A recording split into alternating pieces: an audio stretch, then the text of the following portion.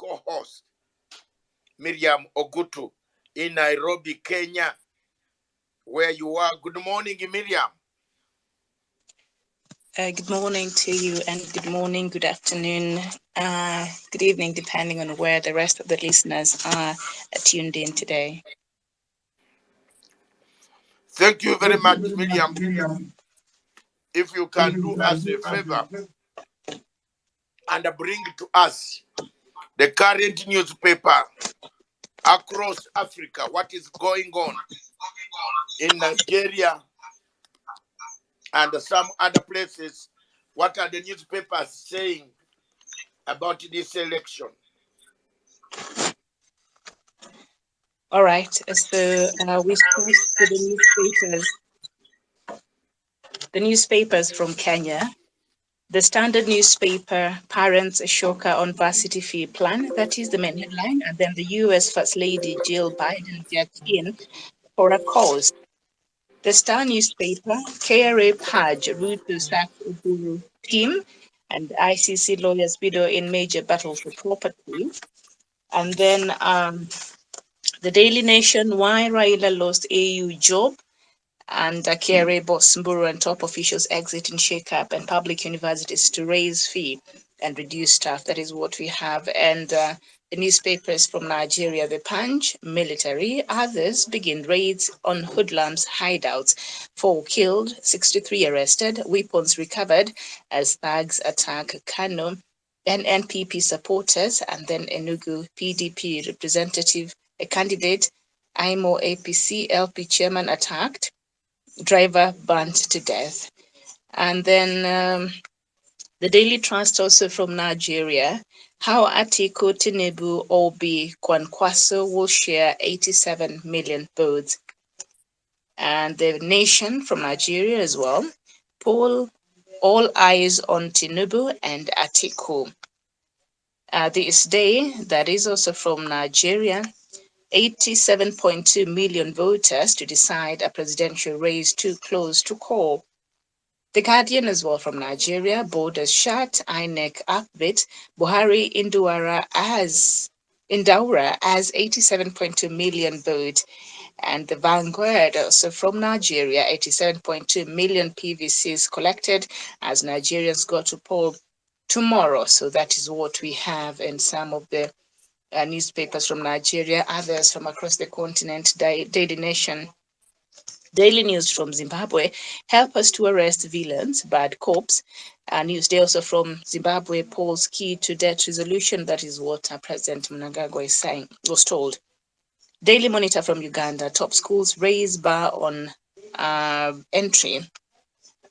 And on I guess the News Time. The New Time from Rwanda, government urged to enforce policy on special needs education, and the Citizen from Tanzania, EU support to unlock 1.4 trillion Tanzania shillings SMEs financing. So that is what we have in some of the newspapers from across the continent. Doc, back to you.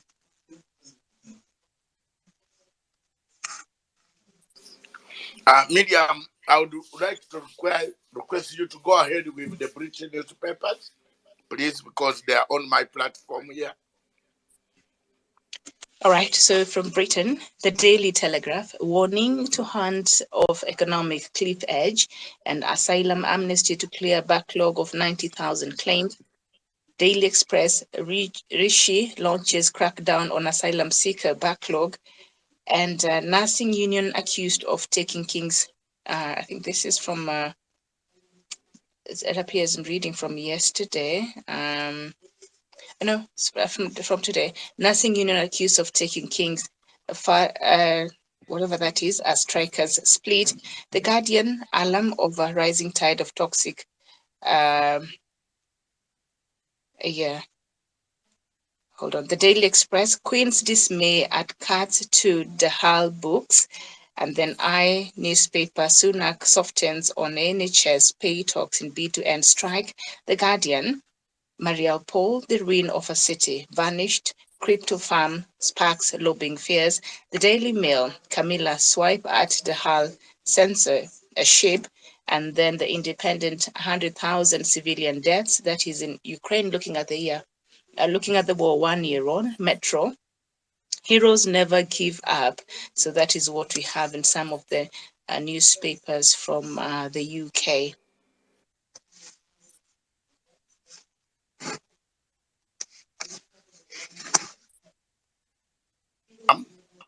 We seem to have lost you. Yes, I'm through with the headlines. You are through with the headlines. Thank you very much, viewers. Thank you very much, listeners on this platform. I would like to take the opportunity to thank Ali, my friend Alimatu Dimonokene. Thank you very much for joining this morning again from your busy schedule. Madam, thank you very much. Keep up the good work that you are doing. And all of you who have joined this show this morning. First, I will go to the basis to open up so that I can open up the debate later on for people to come.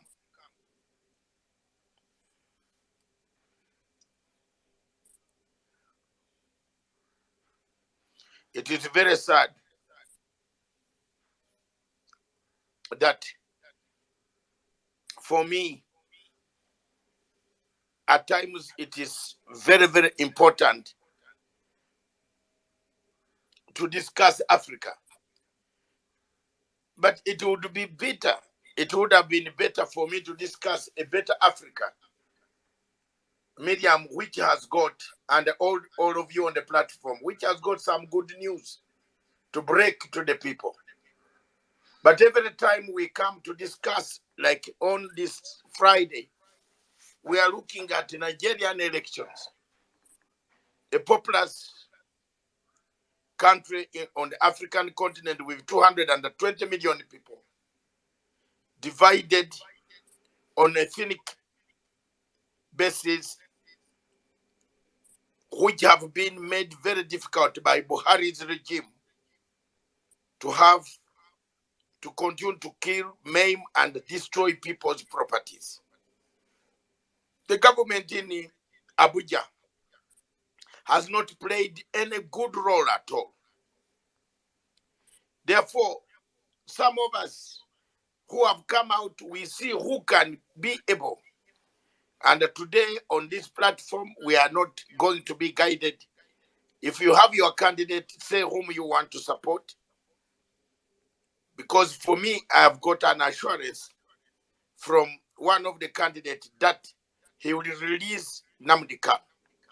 Immediately he wins elections, Atiku would release Nnamdi Kanu. I have had to go deeper, and I want to make it very clear that I got those assurances from them and from him, because I know him personally for a long time. We have been very, very good buddies. We bumped into each other in several places. But the news coming from Nigeria at the moment, they say one of the candidates, presidential candidate, the ballot papers, his name is not on the ballot. So who printed these ballots? If this is true, the reports coming from there, this is very, very embarrassing for the Nigerian Electoral Commission, which is handling a very tough election, a sensitive election. What is it that causes voter apathy? What has caused voter apathy in Nigeria's elections? In this year's elections, like in the other elections, Nigeria faces a daunting task to call upon its population to come out to vote. Either, one, there have never been enough education to sensitize the people of Nigeria to come out and understand that their vote is very important for the welfare and the planning, the policies of this country called Nigeria. Or Money that has been given for education has been eaten. So these are some of the factors that have led to voter apathy. One, security. Insecurity is going to lead to voter apathy. Human rights abuses. The army coming in to kill people. It is being published. People saying they were rebels. They are being killed, handed, cut off their necks, displayed. This blame game also narrows down the ability of people. People fear if they go out to vote, what type of election is going to be, how will they be seen voting? So it will create a voter apathy, insecurity in the north. Most of the parts in North Nigeria are full of insecurity where the voters might not be able. You don't know when you are lining on the queue and somebody comes to take you away and demands money from your family. Gangsters are roaming around Nigeria wanting to vote, to kidnap people. And this is something that we have to be very, very careful about and discuss to say, yes, the election could be assumed concluded. Yes. But how many people turned up to vote? In 4 years ago, the same vote pattern, the voting patterns of this country show that out of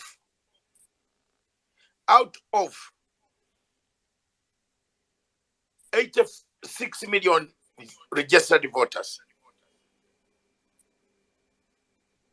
only 28 million came out to vote. Today we have an increased number of to 93.4 million registered eligible voters. Those who can go, wake up and go and vote, cast their vote and return and go home. How many?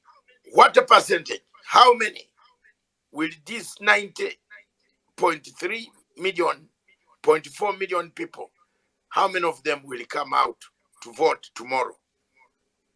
Believe me or not, if my forecast and with the way I've done my opinion poll personally, not on behalf of anybody else, and knowing what the climate is on the ground, the type of insecurity, the type of corruption, the scarcity of money, which could enable people to get on cars to go to buy petrol, the scarcity of commodities, the food prices, the type of scarcity of goods in the shops, the type of kidnap, ransom, racketeering, which is taking place, corruption. Some people would not turn up. They would rather, they would say they will sit at home.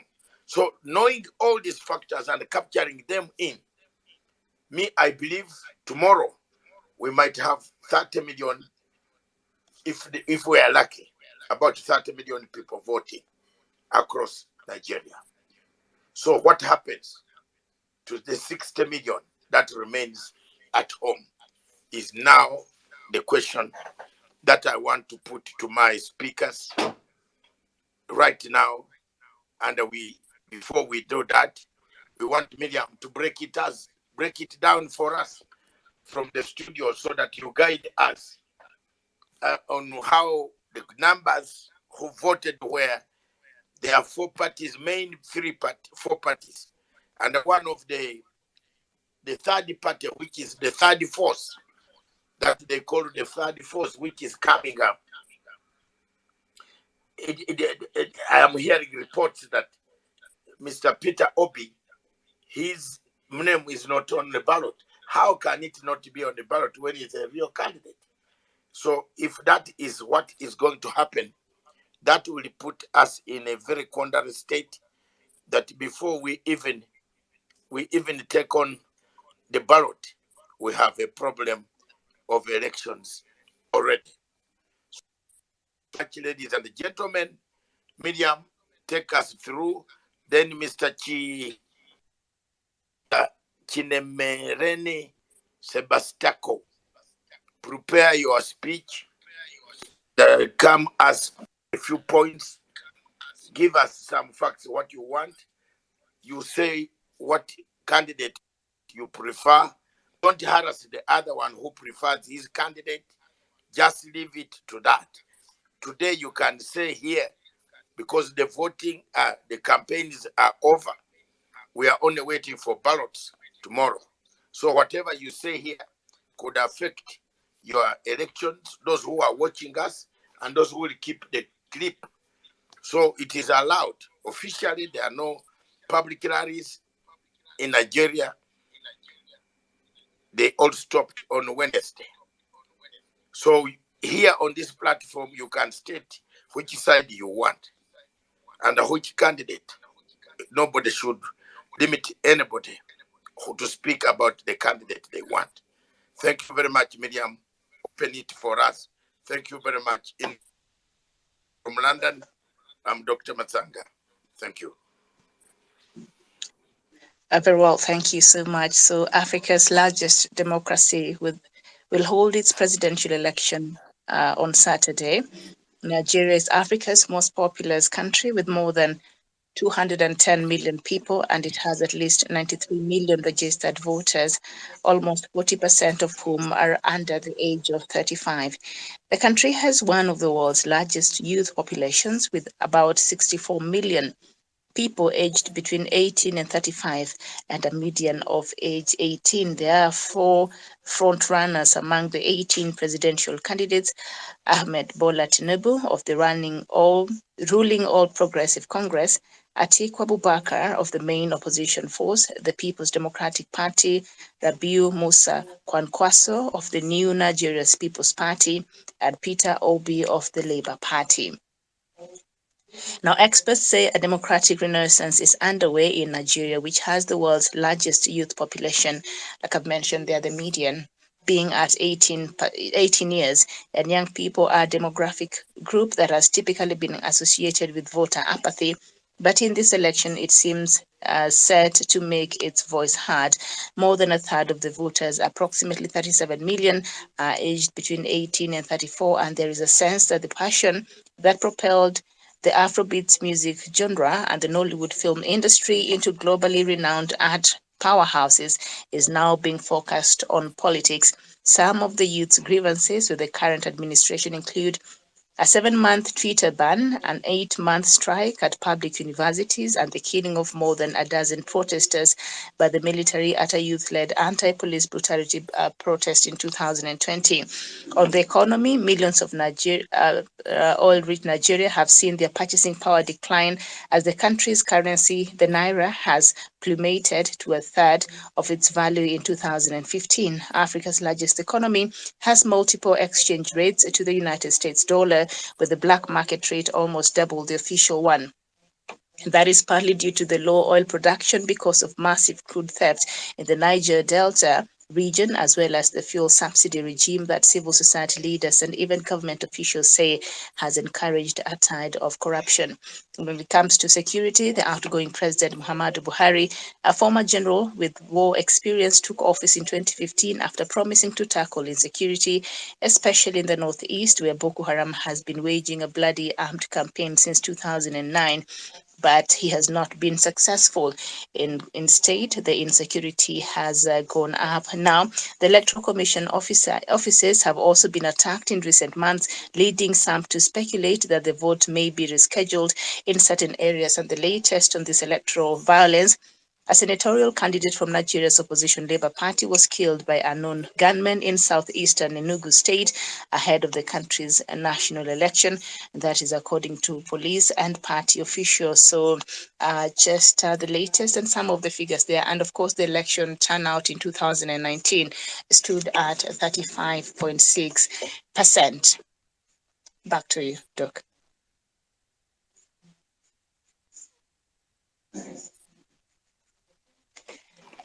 Doc, can you hear me? Yeah, thank you very much. Thank you very much, Miriam, for that analysis. Miriam given us even some of the reasons why I feel that the voter apathy will be there in these elections, especially the question of Southeast, where the security forces are raiding the homesteads of several people. Insecurity is high, both meted by the government forces. Then in the north, we have Boko Haram that has made people scared, that cuts off people's legs, arms, limbs, kills people, kidnaps girls. Then we have banditry. Then banditry that across Nigeria, there is a state of banditry where bands walk free, kidnap you, and demand ransom. Is this all happens?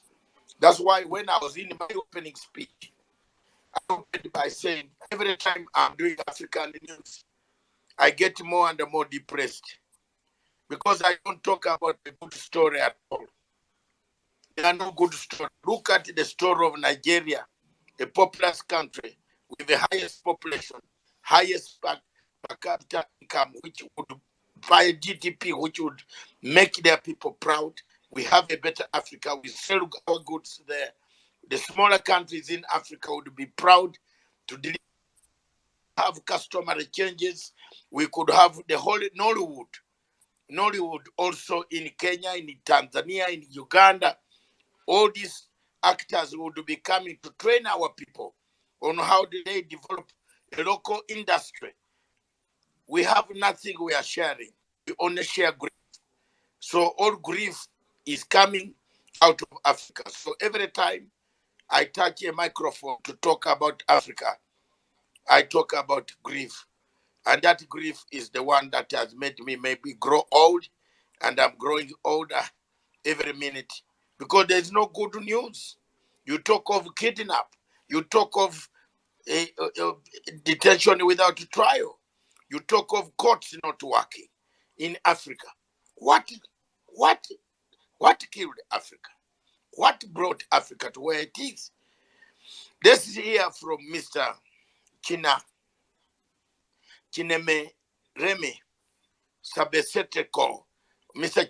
Chine, let me just say Chine because these names from Nigeria are from Biafra are very difficult to pronounce. That is why I've taken the name Manzi. Dr. David Manzi Matanga. Manzi means peace. I don't know what it means, whether it means so. And I am also, one of my daughters is married to the Igbo people, and daughter number 3. And I feel so sad when my son-in-law tells me the stories of what is going on in that place. So anybody thinking I have no interest should know to the deep of the heart, the depth of the heart, that my daughter has been taken by the people of Nigeria, of Biafra. And therefore, the agitation for a better world is also my agitation. I must do a disclaimer. So that is, thank you very much. Mr. Chine, take it from there. Yeah, thank you so much. Thank you so much, Dr. David Matanga. Thank you, our in-law. You are Biafra in-law. And we really appreciate you. You're doing a great work for Africa as a whole. Uh, Thank you so much. We must recognize your work. And I want to use this opportunity to say that Nigeria is not practicing democracy. That is number one. Number two, Biafrans as a whole, we have said no election because number one thing is to vote in Nigeria. And the second thing is for them to select who they want to put in power. That is it. So after voting, What will be our fate? In Imo State, we voted in Imo State. The first person, they denied him his right to govern Imo State. They put fourth man in power. Today, that fourth man, fourth position, he took fourth position, and today he's the governor of Imo State. And he has been killing, bombing everywhere in Imo State. Can you imagine a governor or a governor of a state will come to a school, a university, and told them, if you don't pack, if this hostel is not, all of you did not pack out within this month, I'm going to bomb that hostels. Some people take it as a joke. At the deadline of the statement, the date, the deadline, he bombed that school, he bombed that hostel, and today they have been killing, maiming in that state, and nobody is talking. Nobody is talking. We Biafrans have made our stand very clear that we cannot support Nigeria election. How can they hold our leader? The courts have said, release this man, return him to Kenya where you kidnapped him. Okay, is now president of Nigeria more powerful than the law of Nigeria? Though we know that Nigeria law is not working. They went to Kenya, they kidnapped a man, and the court of Nigeria pronounced this man, they pronounced him innocent. They asked the Nigerian government, return this man to where you kidnapped him. Today they are still holding him. How can we forget our leader and participate in Nigeria election? This is heartbreaking. We cannot participate in this election. And talking about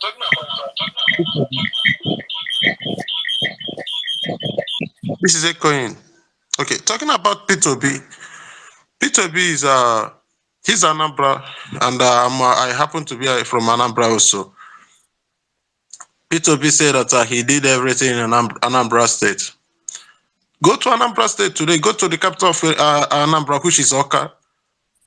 Oka is like a pig farm. The only thing he did is to sell government schools to Catholic schools, to Catholic church. All government schools change their name to Catholic. Is that what we came for? Nigeria diversity is very dangerous. In this election, everybody can say it. All they are saying is vote for me, let my tribe vote for me, let my tribe vote for me. How can this country move forward?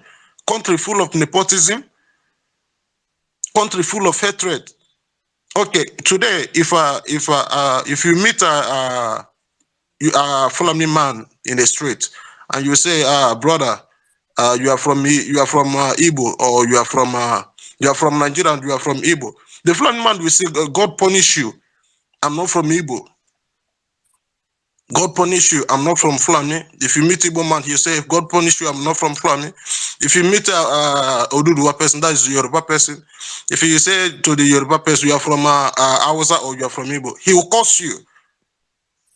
And all of them say that they are one Nigeria. Okay, Dr. Matanga, let me ask you one question. In Kenya, I have never heard anybody saying we must maintain one Kenya. We must maintain one Kenya, or we must maintain one Tanzania, or we must maintain one Ghana or one Cameroon. Why is Nigeria always saying we must maintain one Nigeria? Why must they remind them that they are one? If they are truly one, why must they remind them all the time we are one Nigeria, one Nigeria? I have never heard any country of the world saying one India, one America, one UK. Why is it only in Nigeria? Because they know. Oh, we lost you. We lost you. Can you hear me? Yes, I can hear him from here. Oh, Nigeria is not one. And before Nigeria, before African will excel, let us change this narrative and make everything to become normal by disintegrating Nigeria. That is the only way forward for Nigeria to move forward. Or if Nigeria is not disintegrated today, these are the upcoming government, if there will be one. The upcoming government will also be talking about the maintaining one Nigeria instead of maintaining moving forward. Instead of bringing innovations, they will not bring any innovation. All they can be doing is peace, peace, peace, peace. Country of 60 something years is still talking about peace. For how long will they talk about peace? For how long will this peace come back? For when? Who is going to bring it? Because I know today, if Peter do win today, if Peter do happen to win today, they are going to terrorize him as they terrorized ex-governor of Nigeria, Goodluck Jonathan. They are going to use terrorism and scatter his government. If Atiku win today, Southeast, which is Biafra land, South, they will not accept him. They will never be happy with him. So this is it. The diversity in Nigeria is very dangerous and is the key point of the backward of Africa. A country that produces crude oil and they export it, that crude, the raw, they will export it to UK and refine it in UK and yet return it back for them to buy. What kind of country? And they close the refinery in Ugwasha in Southeast. Every federal presence in Southeast, they shut it down. Why? Because of the nepotism, because of the dangerous diversity. In southern Nigeria today, people are shouting, people are killing themselves because of new notes. But in North, they are taking it to their houses, giving them free of charge, changing their money. And these people that they are giving new notes, they are not doing any business with it. But the southern Nigeria that is full of business, they are lacking the new notes.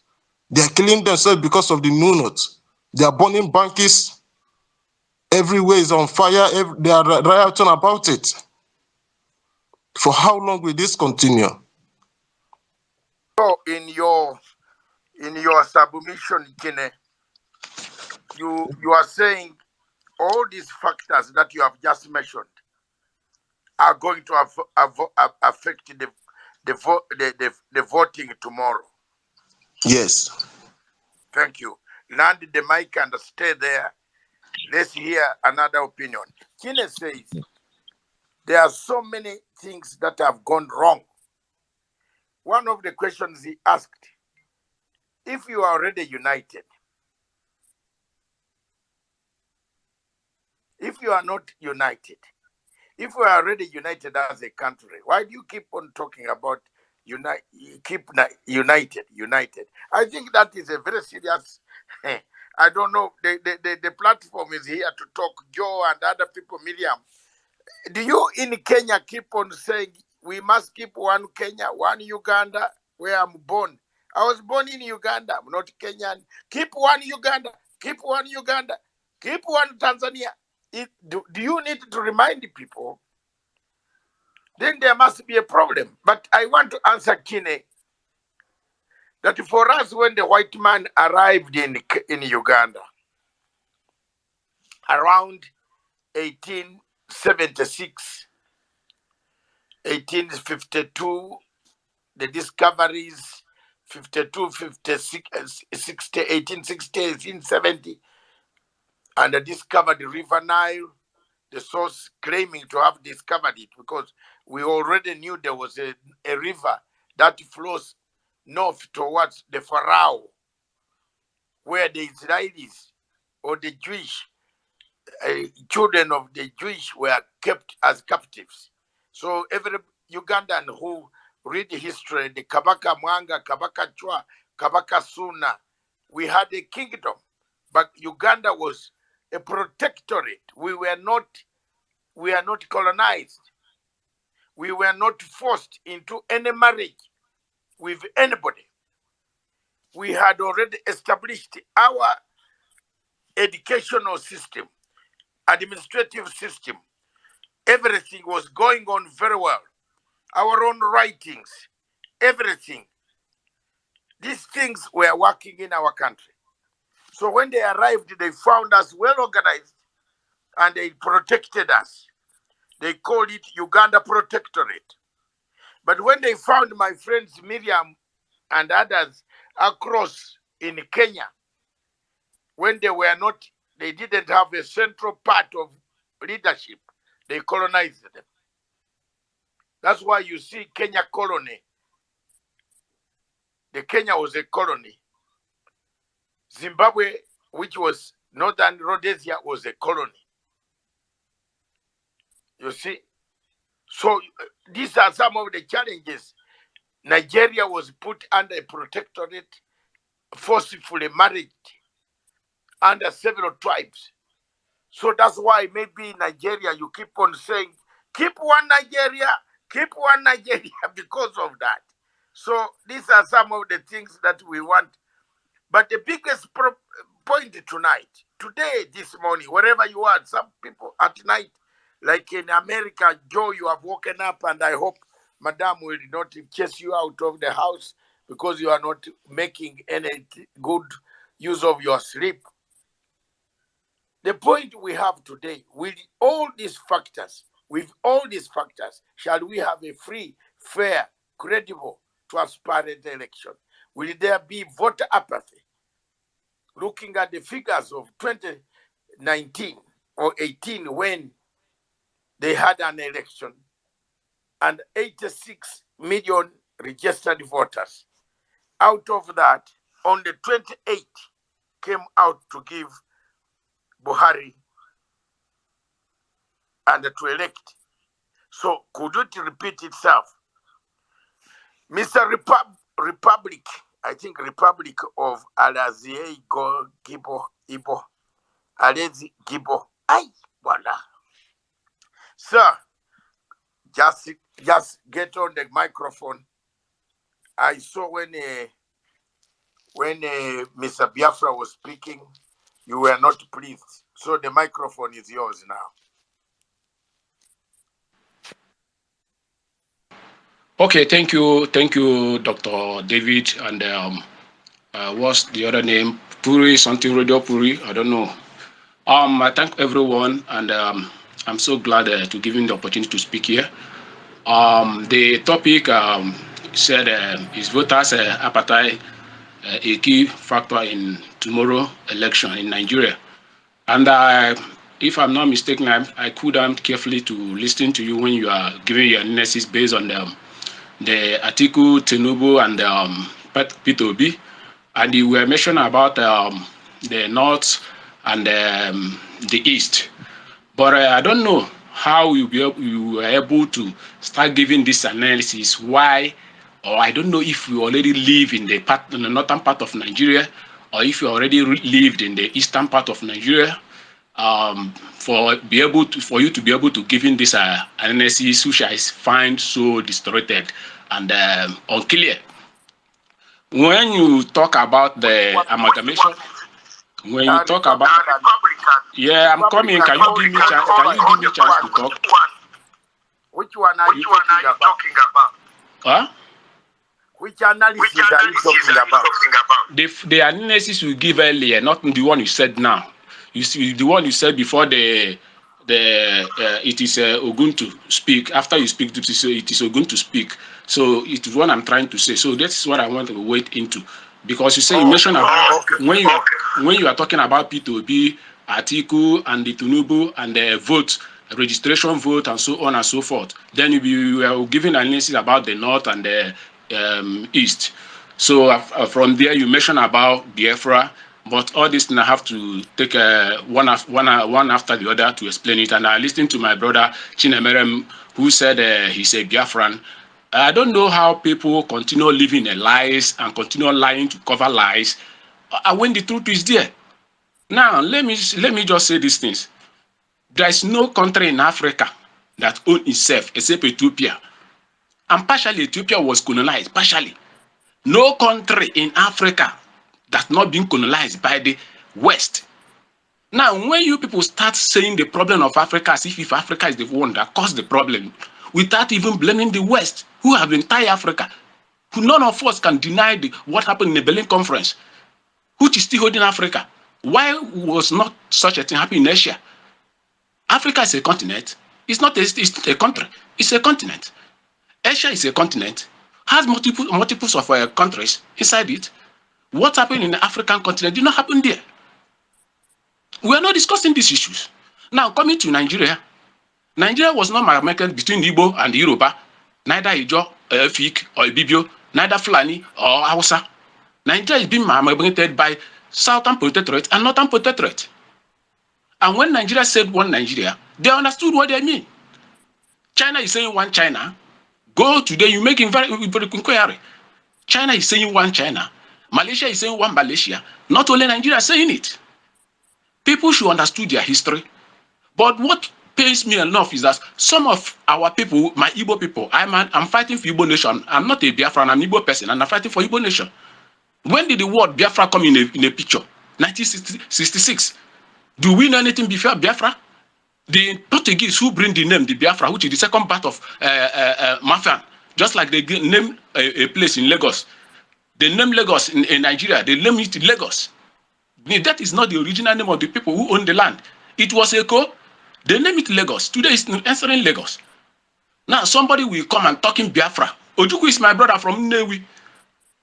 That person should tell me any member of Ojukwu, family member of Ojukwu who died in the Biafra war. I lose two people in my family. I'm coming. Let us say the facts. When the south, this old eastern region, the old eastern region, they are dragging, that is a Biafran, is actually a territory of Nigeria. It was when Nigeria running three regions, which means the western region and southeastern region, and the entire north are one region. There's nothing like they did not cut anything like Igbo, Yoruba only. Okay, right, I'm telling you right now, there's nothing like old eastern region. Just like Midwest, we have Midwest, which created from the west, which is between the Yorubas and the Benin and Delta. We are part of their one region, which is western region. When Igbo, Ibibio, Anang, Efik, Ijo, Ishekiri, Ijo, and Kalabare are in old southern eastern region. Now later they out of western region, they create Midwest, which is Edo and Delta. Now after then, they still create this new one they create now, which is Niger, the south, southeast, and this thing. So we are the place.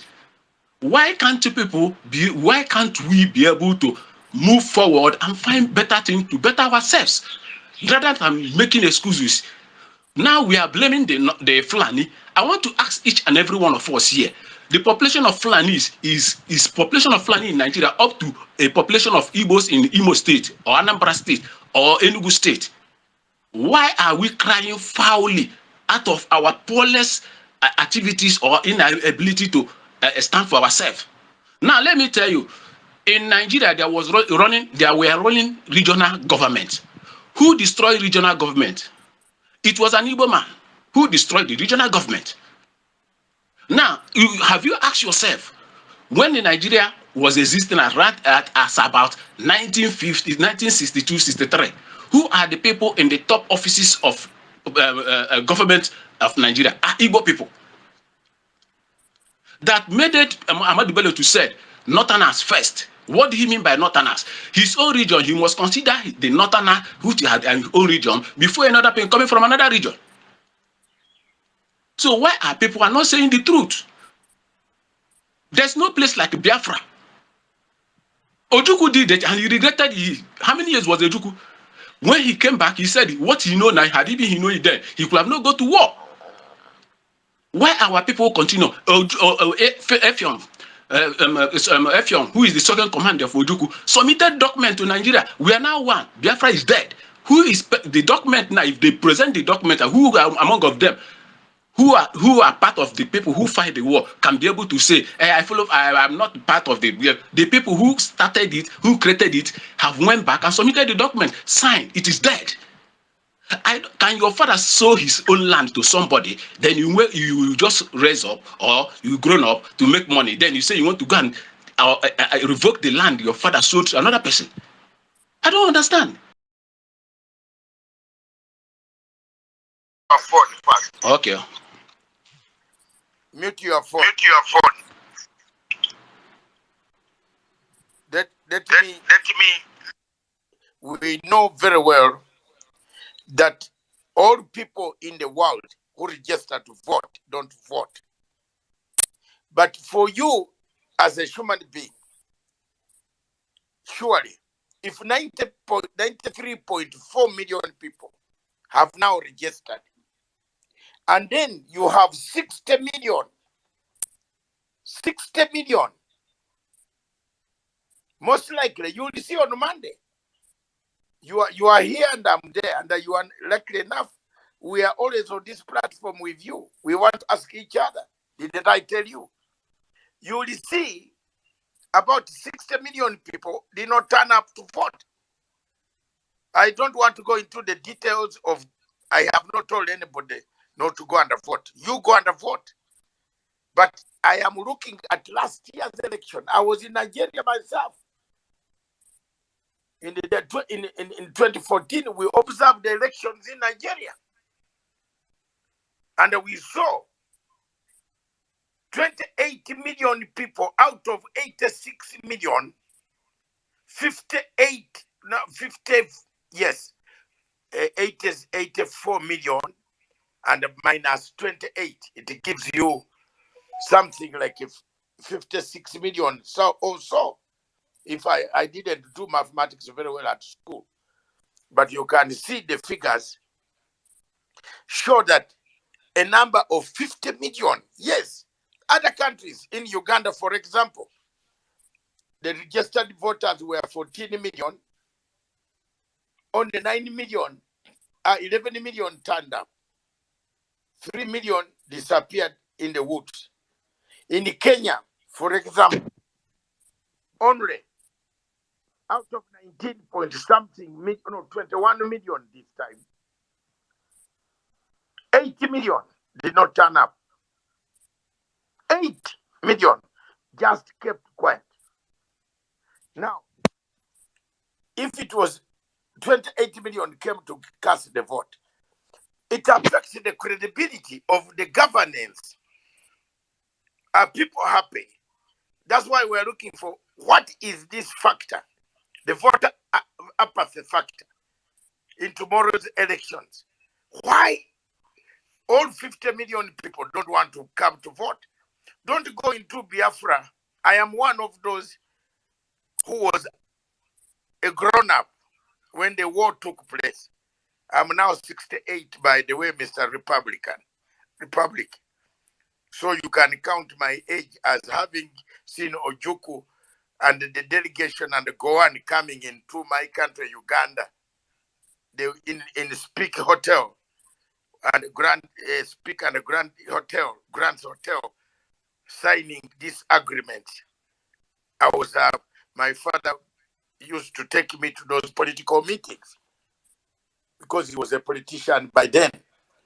So I know what it means. I'm not going into that history. It is up to you people on this platform who are from that country, that particular area, can struggle it out. Me, I'm looking at the question that I brought up. I've not brought us to go into our problems already. One of the problems that faces Nigeria is ethnicity. I think you being excuse me, please. Are you asking me questions so that you can make it so sleepy so that I can be able to respond? I don't know.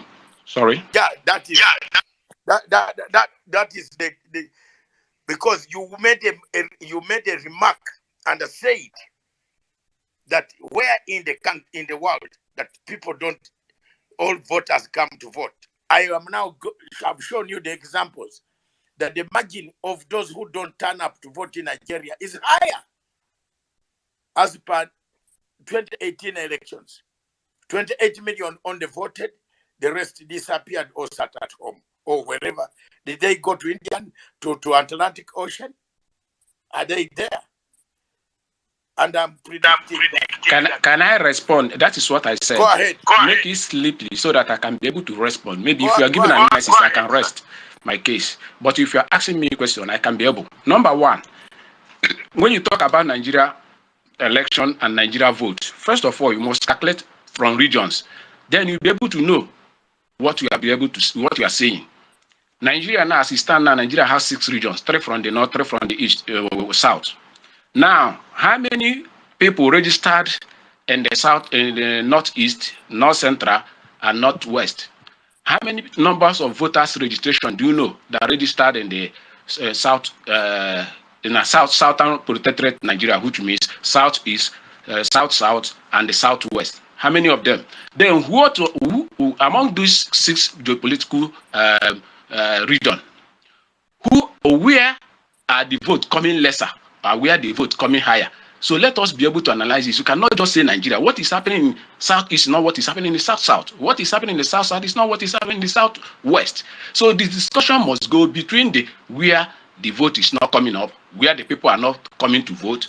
Then we'll be able to look what is happening in the area. Because what is happening in the northeast or northwest does not concern somebody in the southeast.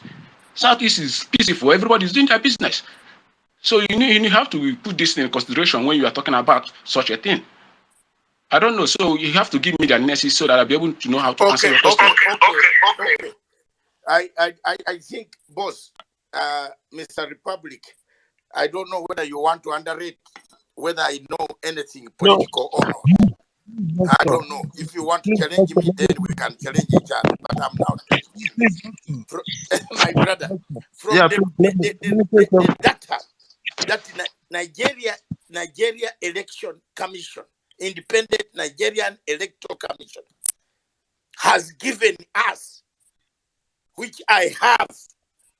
I cannot go on explaining to you region by region. We are looking at the overall country that you want to put. Please, can you please give me a chance to explain? I'm hosting. I want everybody to understand me, sir. I'm looking at the figures that the Nigeria Independent Electoral Commission has given us. 93.4 million registered voters this year. In 2018, there were 86 point something million registered. And the Nigerian Electoral Commission has published that only 28 million votes were cast. So my question today, you don't need me to go to tell you which region, whether the Boko Haram region is going to vote, those who cut people's hands, whether they are also coming to vote, I don't know. I'm looking at the general figure of the Nigeria that you have already told me. I should not talk about Biafra. I'm looking at the general figure of the Nigeria you want me to look at. And that is, I have jumped that hurdle of telling you about Biafra. I'm now jumping on the hurdle called a territorial country, a state called Nigeria.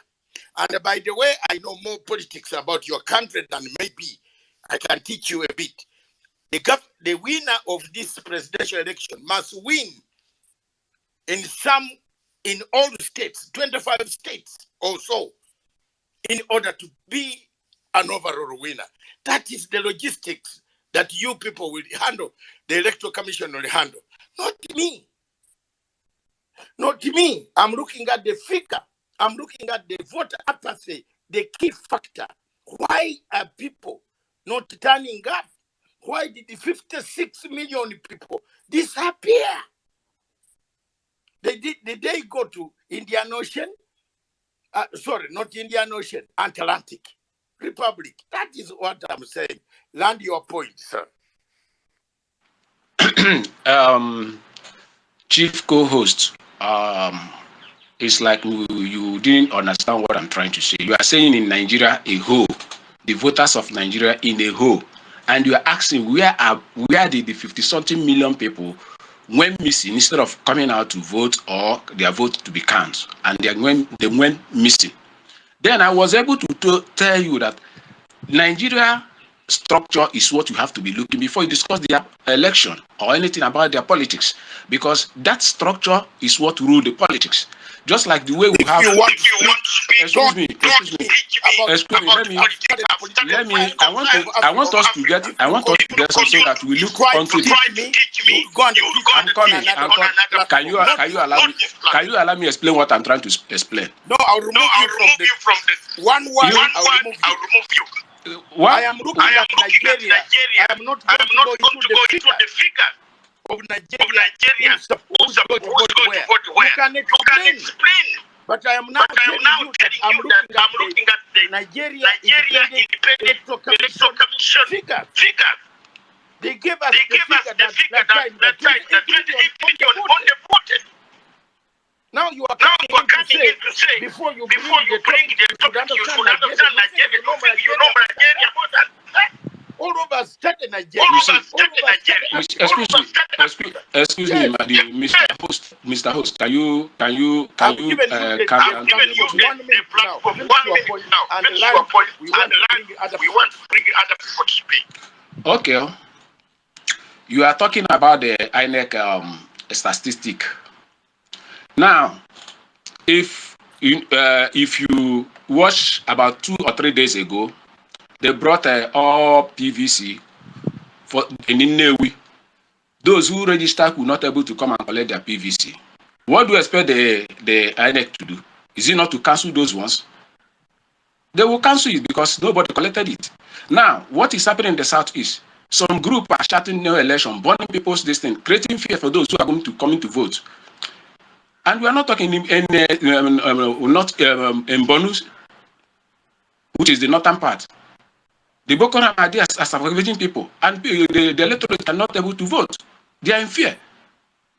Now, when you go to something like the west, which is the Yoruba side, some of them, they say they don't want to vote because they need El Dudua. And they try to create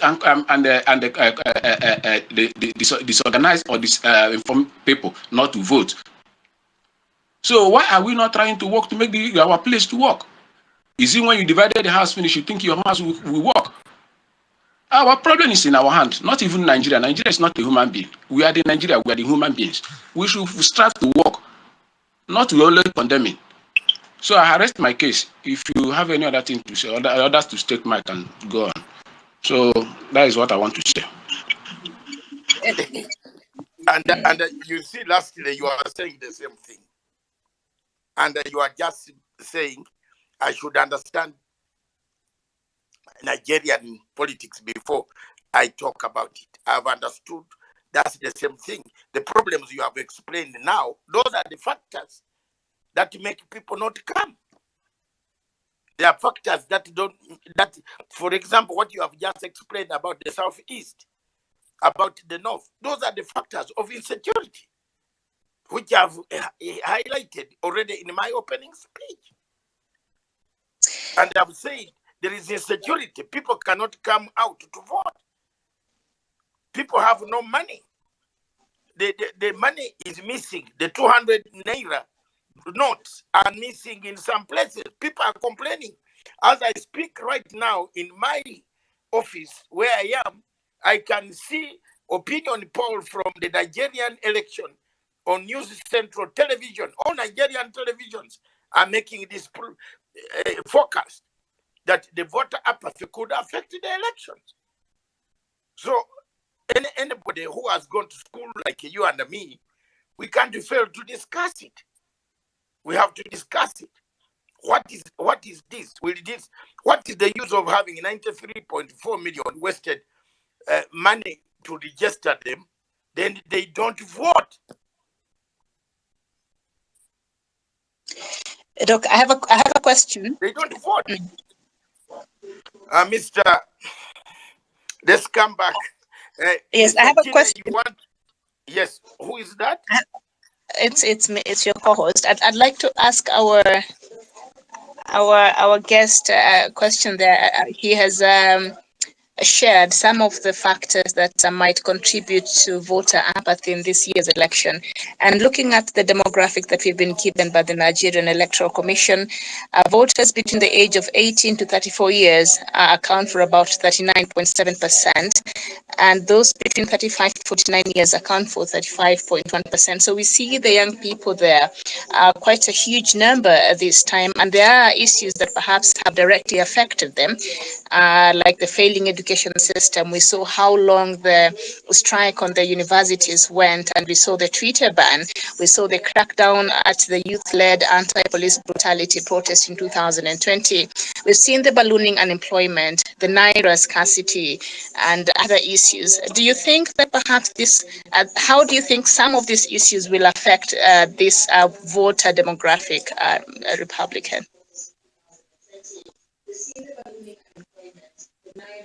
Okay, the co-host, it is Ubuntu. I don't understand. I don't know if I get it wrong. Sorry if I don't get it wrong.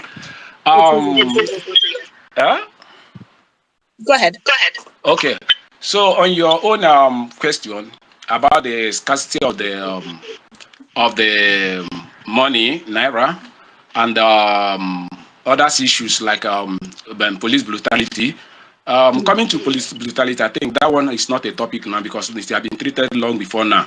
The current one is about the scarcity, the money scarcity, and what is happening in the southeast concerning about the killings and all those things that are going on, burning of politicians' cars and people's innocent people properties.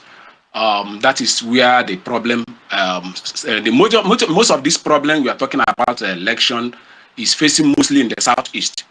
I must be honestly with you. Coming to money scarcity about the naira, that is a very serious issue, which I don't know what our government is doing in order to make sure that there is a circulation of money in the public. So this is a good factor, and this will affect the voters because many of them are angry, and in other hand, this is the time we have to rise up to make a best choice, because if you don't vote, the problem is still there. But the best thing is for us to find a better person who are going to lead us and bring a better change. So we must encourage everyone to go and vote, because through the voting we'll be able to give our authority to whoever that we think that is better. But if we do not vote and we sit down, it will not solve the problem. The problem will still getting worse, because this is the only time we have the time to tell them we are the people who has the power. Now, but coming to this scarcity of thing, I don't know, because many of them are blaming each other. It is this one that causes the. But I only know that Nigeria CBN, which is the Central Bank of Nigeria, is a monopoly organization. They have their own right. So government, before government will read into their policy, they must go to court and challenge it, which they have done. So we should. That is why I say we should understand the structures. And I don't know what the central bank or central bank, CBN governor is trying to do, because he's frustrating people. Not only everyone, not even both people in overseas, both people in Nigeria. Everybody is frustrated about this currency issue. And even though they want to do this is not the time. This is not the time. So this is a really factor. So it's really disturbing. So I always try to tell people, don't shy away from voting. This is the time we have to rise up, come in a large number to say this people or this person is the person who can bring that change we want. I know change cannot come once. It's gradually processed. Okay. It's gradually processed. Thank you very much. Thank you very much. And Mr. Republican, next time write comments when you know that you are also writing to human beings who can take Kenyan. And the comment you have written here on the chat does not reflect what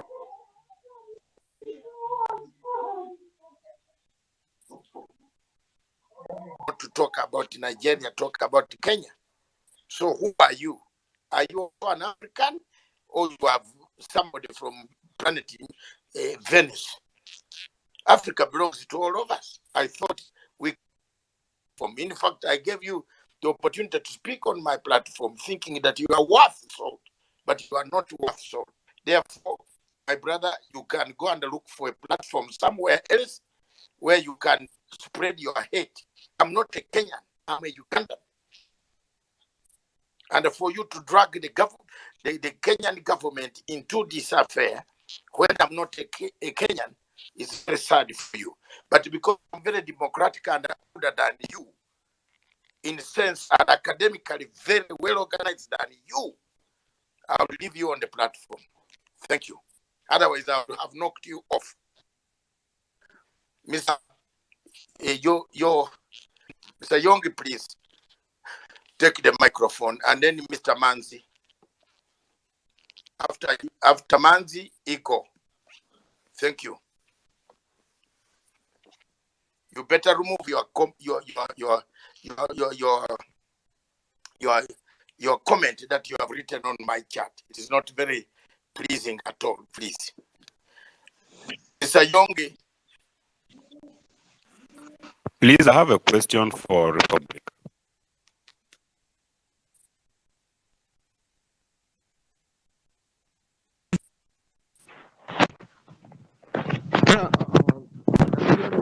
Dr. Matanga. Chile, you wanted to say something? Yeah, yes, sir. Yes, sir. Go ahead, sir. As you prepare yourself, if you people are not ready, Iko can go. I'm ready. I'm ready. From other countries, This guy is talking about. talking. All he's talking here is that Southeast is destroying a election. Southeast sit at home is destroying a election. Why is he not talking about Boko Haram destroying an election in the north? Have we forgotten about Boko Haram? My brother, I have said it. I have said it. So if maybe you are not listening, I mentioned all those factors. You didn't. Your point here is not valid. You didn't make any point. Where have you heard Malaysia talking about one Malaysia, one China? The whole China is talking about one China. They are talking about one China, and they are doing all this mighty work they are doing in the whole world. Which country of the world is talking about one country, one country? Which country? You mentioned China, you mentioned Malaysia. Where have you seen it? Google about Nigeria. All that Nigeria is talking about is one Nigeria. Let's keep one Nigeria moving. Why must they remind you that we are one if you are one? You talk about Biafra, Igbo nation, Igbo that, Igbo. My God. Igbo nation. What is Igbo nation? Okay, thank you Biafra is what we know. And Biafra is very this. much, Chine. Let's move. Chine, thank you very much. Let's move to Manzi. Manzi, do you have something to say? Are you ready? Or Yongi? Yongi? Any of you who is ready? Good morning. Good okay, morning. Thank you. Okay, Morning, thank sir. you for the opportunity to speak. Okay, I currently live in Lagos, Nigeria, and this moment building up to the election, it has been very dicey because we really don't know the game plan. Because normally we expect cash to be flowing, but they decided to make some policies, and now we even buy money. Now, if I want to withdraw 5,000 naira from my account, I have to pay 1,000 naira. So I'm getting just 4,000 naira for my hard-earned money. I think there is something going on that we don't really know, because I don't know if APC is trying to shoot themselves in the foot. Because really, if a government wants to be re-elected, they have to bring good policies and, But going back to the topic, that why do people not really go out to vote? Most of our parents will call us this election and tell us we should not go out. Most parents don't, most people, if you go to families and you want, especially Yoruba families, I don't know about other tribes, but I know about Yoruba people that most parents will advise their kids that you know anything can happen. And truly anything can happen at the polling unit. It happens every time. There's no security. There's no security for the voters. Everybody know. Everybody know that you can be voting and anything can happen at any time. Some people can come and steal the ballot box. It happens every election. Some people can come and start shooting. Some people can, you know, there are different things that happen during election. People go missing. So you are saying They are, in Lagos, where you are, there is no money. Your money has been restricted on how much you can draw from the bank. yes, even if you go to the bank, no matter the millions you have, they'll tell you, young and old, fat and slim, everybody's going to get 10,000 naira today. So it If means, you want to do anything, is that not is that not part of gerrymandering of an election? come again, sir. Is that not part of the reasons why voter apathy is going to be high?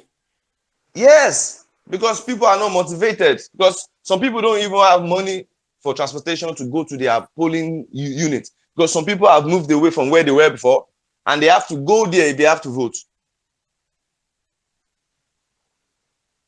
For instance, if I have to vote, I have to go to my former neighborhood, because that's where they can accredit me.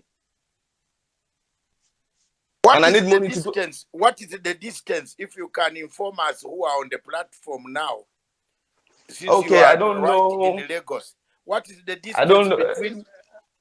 Yeah, If I hello? have to drive there, maybe it's going to take 10 to 15 minutes to get there. 15 minutes. The Yeah. polling station, the polling station under your house is 15 minutes away. Yes, sir. Is there fuel in the petrol stations? Fuel is scarce. Fuel is so scarce now that different filling stations are selling it for different prices. People have hoarded the fuel.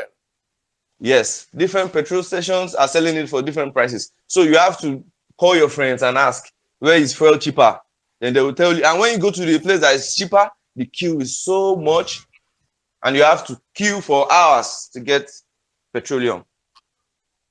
So if you are to queue, let me ask you, because you are on the ground, brother. Don't think we are. I think we are learning a lot from you. If you Yes, are to sir. go to the polling station, first one problem that can affect you not to go, you don't have you have 10,000 naira, which must buy food if you have 3 children, 5 children, and a home. It's not You even enough must to buy have food. money for petrol. You Yes, know, sir. you must have. You must walk to your polling station. If you Yes, really, sir. if you are not a real patriot of You any won't. of this country of Nigeria, you'll sit at home. You are Yes. discouraged, isn't it? Yes, you are.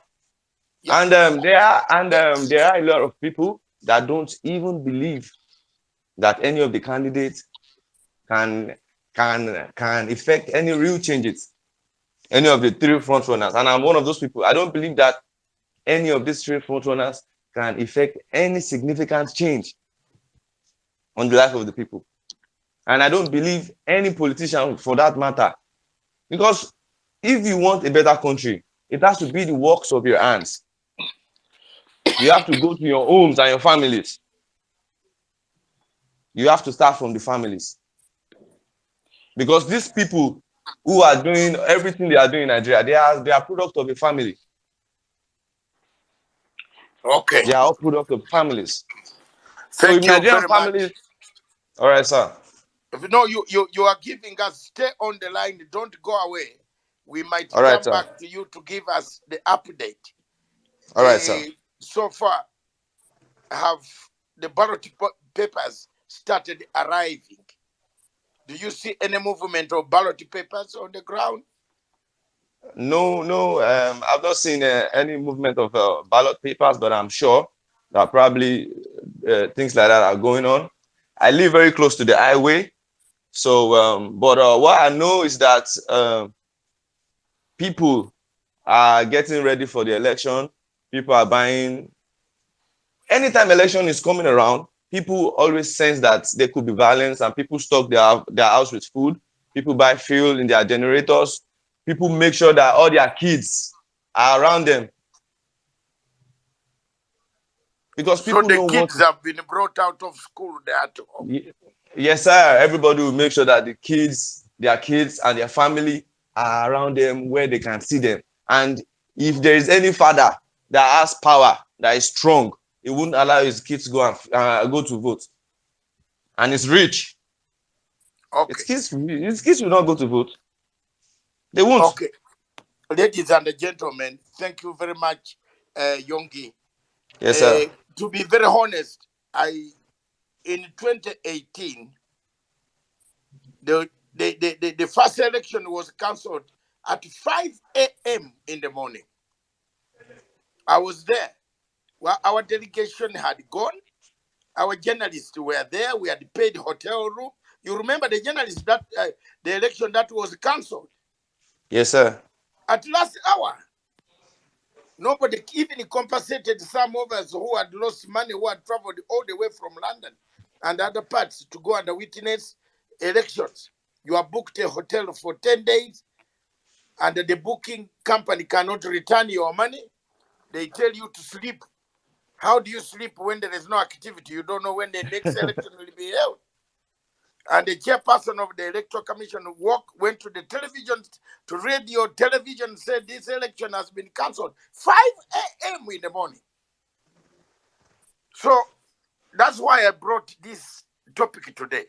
We might be here, but we might even, we might not have even an election maybe tomorrow.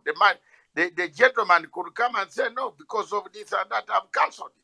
Because they have cancelled it before. At 5 a.m., imagine people were already on the queue. And there are things. They are waiting for 6 o'clock for the ballot polling station to open to cast their vote. You know, in Nigeria, there are certain categories of people that vote. And the most population of people that vote are the uneducated, illiterate, and then people that are not well-read, people that are just curious about the money that's going to be paid at the polling booth. People who really care about maybe the 5,000 naira stipend or 10,000, those are the higher population of people who go to vote. Because there are violences that build up to elections. Every election that happens in Nigeria, there are things that happen. Where you are. Have you not seen any violence? Yes, there have been protests for naira scarcity in different cities in Nigeria. There have been violent protests where people have died. Oh. Yes, they have. There have been protests in Lagos, in different parts of Lagos. There have been protests in Benin. There have been protests in the north. No, not in the north, but mostly in the southwest. There have been protests everywhere because of naira scarcity, because people had money, but people could not get their money. People could not go to work. People could not feed. There were people stripping themselves naked in the bank.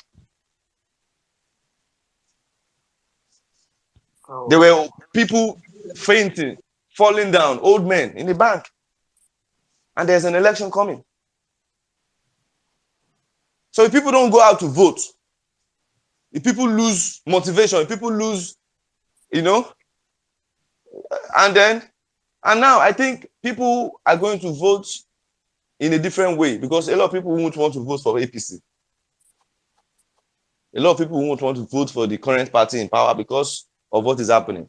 A lot of people, and I don't know what games the politicians are playing. It's so complicated, because I know there is a ulterior motive for changing the money. I know they have, everything they do is not for the masses. So I know definitely that they have a plan, but it's so complicated that I just can't figure it out. But I know there's something going on. So it's something fishy. There's something going on. So it's just the reasons why people won't go out to vote is that, first of all, safety. People don't seem safe. People don't feel safe to go and vote because they have an history of political violence, political thuggery. There are people that are doing political elections like this, they have access to guns and they commit menace in the society. So thank you very much. Thank you very much, right. Mr. Yogi. Thank you Thank for you, that sir. brief. Now, Mr. Manzi, or if you are not ready, Manzi, I go to Ego. Then after Ego, I'll go to Alex. Thank you, my brother, and good morning from my end.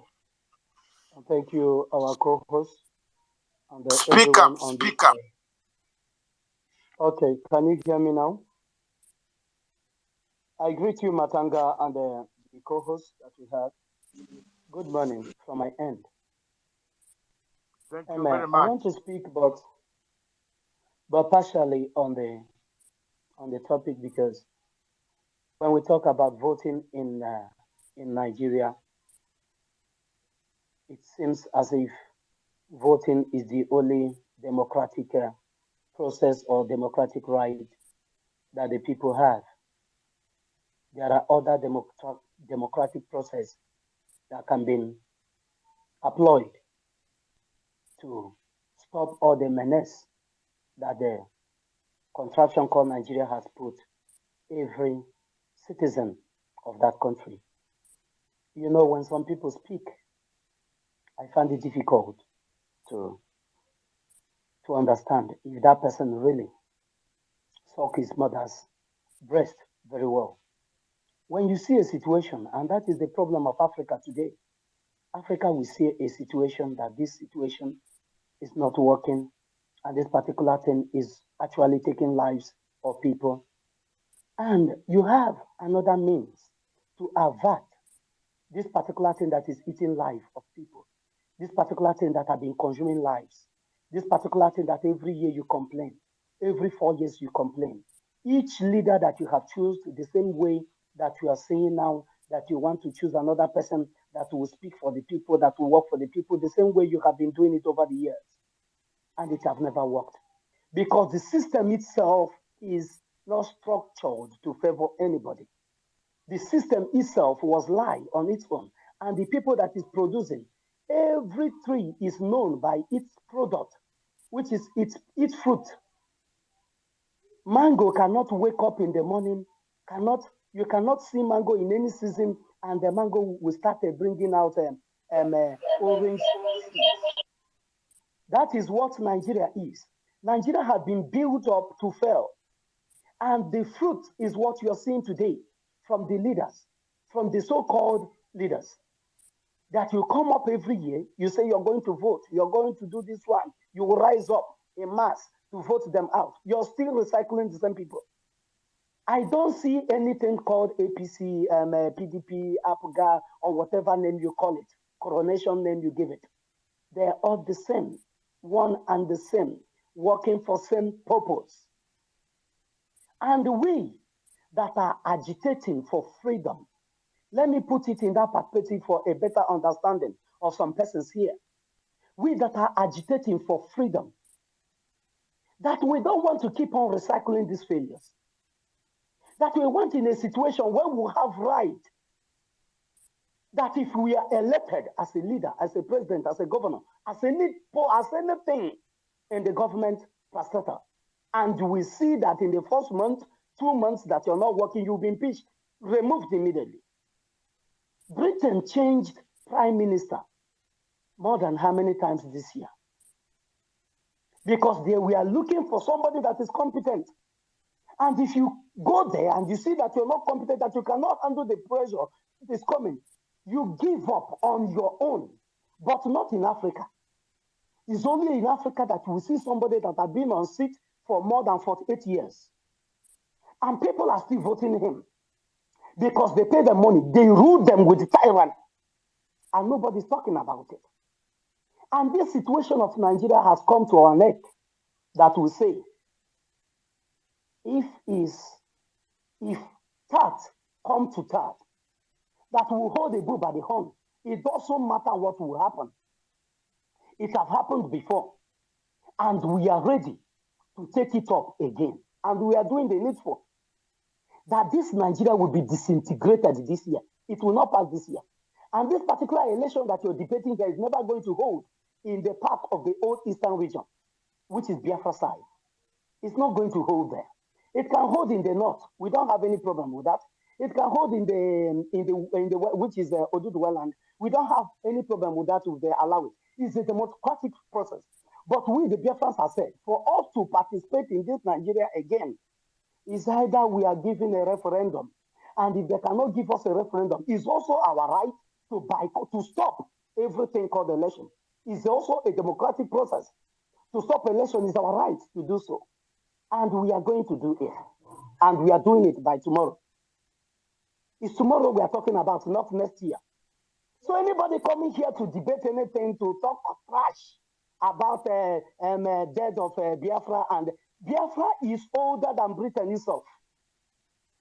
You don't have your Wikipedia, because most of the information that you're dishing out here, you got it from the Wikipedia. You were not born during that time. But the same Wikipedia told you in the old map of Africa that Biafra had existed for over 4,000 years before amalgamation of 1914. And the same thing that the white man come and amalgamated and give you, that is what you're killing yourself in. That is what you want to keep on recycling. That you want every one of us to die here in Nigeria because you want to keep it one. We are saying that enough is enough, and it's all going to end. We are not here to banter words with you or to exchange anything. Tomorrow you come, you will see how it will happen. And after tomorrow, as the days unfold, you will see what will be happening. Biafra have come to stay. We are redeclaring Biafra. Biafra has been here older than most of the countries in the world. It's there in the map. You can go and educate yourself. So we are not here to exchange words with you or to talk about your voting. We are not stopping you from voting, but we are going to stop you in Biafra territory. That is what we are saying. So thank you, my brother Matanga, for giving me the privilege to speak on your platform. Thank you so much. Thank you so much for your contribution there. I think the next person was Goodman. Go ahead. Good morning, beautiful people. It wasn't a good man. Sorry, Miriam, I was on another call. It was Alex. No, Manzi, then Alex, then Goodman. It's my turn now. Yeah, this is Alex to speak. It's my turn now to speak. Okay, you can speak now. Okay. Good morning, sir. Don Thomas Zaga. Good morning from here. Good morning to the host. Tell us where you are this morning. Yeah, I'm from France, Paris. Paris, thank you. How is Paris? Paris is fine. It's cold here. Okay, thank you.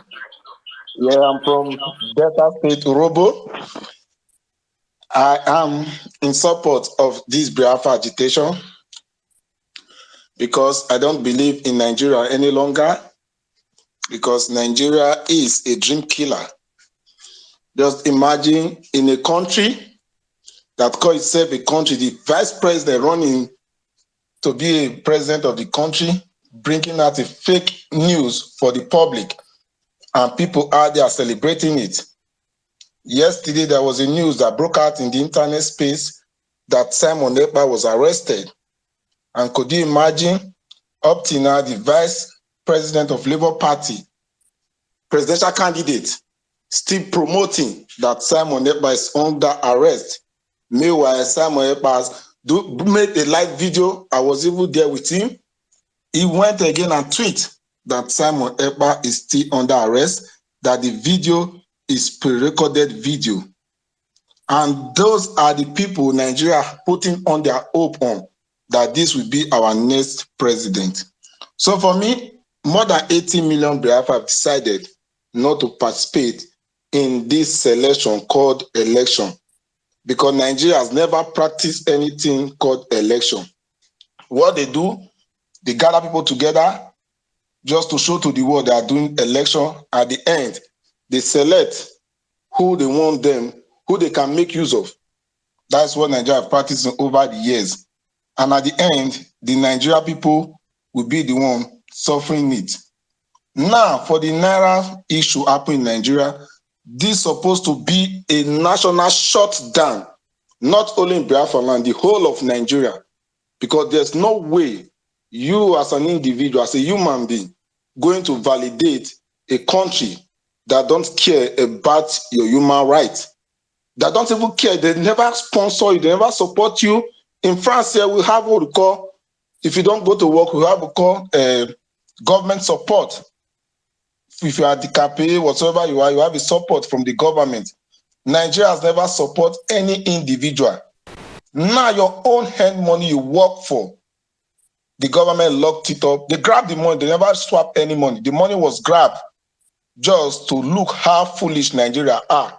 And to my greatest surprise, a lot of people still used their own money left to campaign for any presidential candidate of Nigeria. That is to say, the government know that nobody in Nigeria can do them anything. And if Nigeria will continue, by tomorrow we validate this election, that is to say, it's finished for the whole of the people in Nigeria. Because any moment from now, Nigeria can become Islamic State, and you don't have any freedom.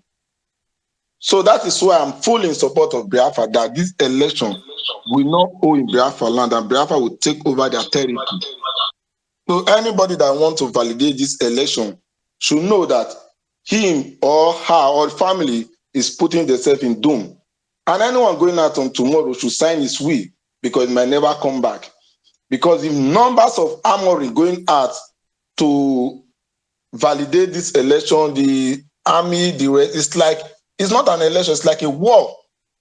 I'm here in France, we conducted an election a few last year. There was no single army parading just the way Nigeria roll out army as if they want to assist Ukraine in fighting Russia. Just imagine, millions 400,000 soldiers, 400,000 millions of soldiers rolling out. I'm asking, is this one election, or they are going for a national war, or they're going for peacekeeping? I don't really understand.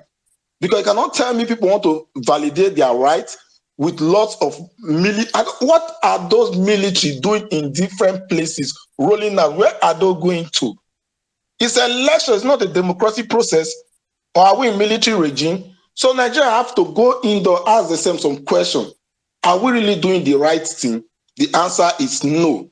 But a lot of people believe that individual can solve Nigeria problem. And in Nigeria history, ever since I was born, there's always a saying that any past president, past governor, past administration is always better than the present one. And after that, they will still be rushing to put a new person. And any president or governor in any office, once they get there, they always find it they always find it quick to run out of office. As I'm talking to you now, the president of Nigeria, the alleged president of Nigeria, Muhammadu Buhari, cannot wait for a tenure to get over because he's sick and tired of the country. He said he just want to run far away to a place that nobody will give him problem anymore. But people are still supporting their own candidate to go there.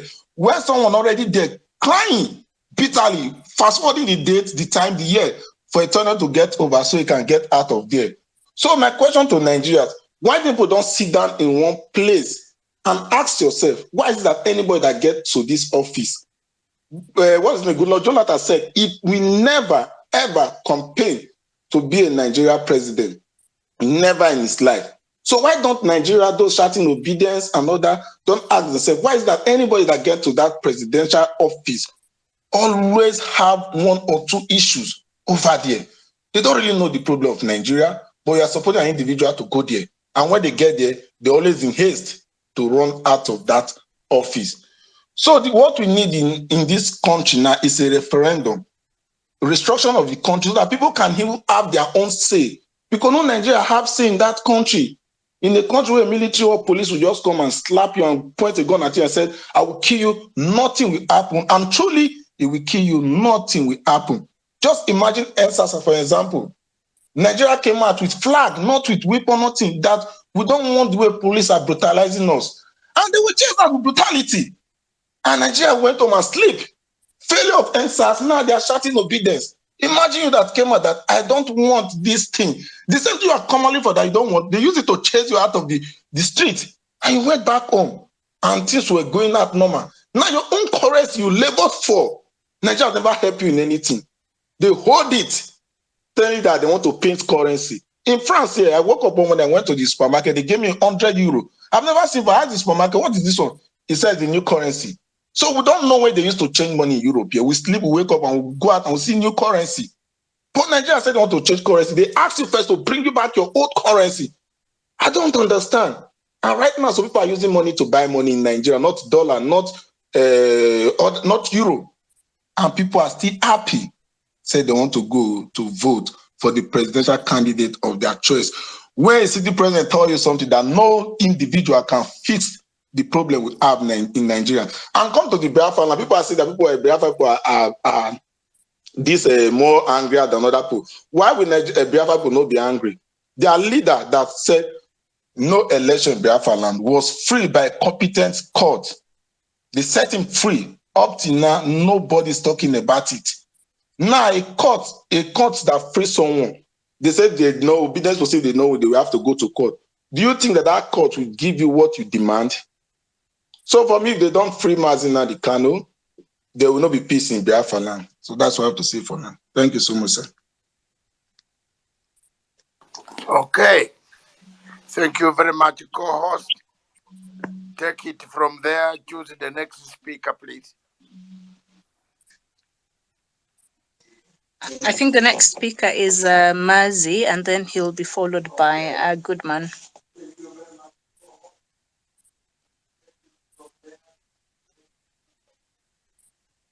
Mazi, go ahead. All right, good day, everybody. Thank you, Dr. Matanga, and thank you, the co-host.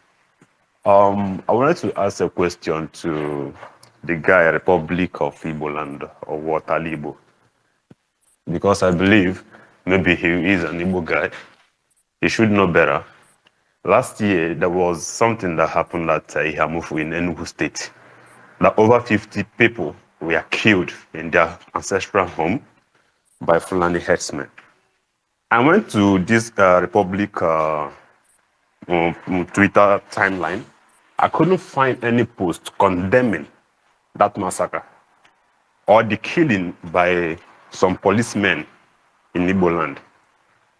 In Anambra, to be precise, Okozo SARS has been killing and adopting our people, harvesting their organs and selling them.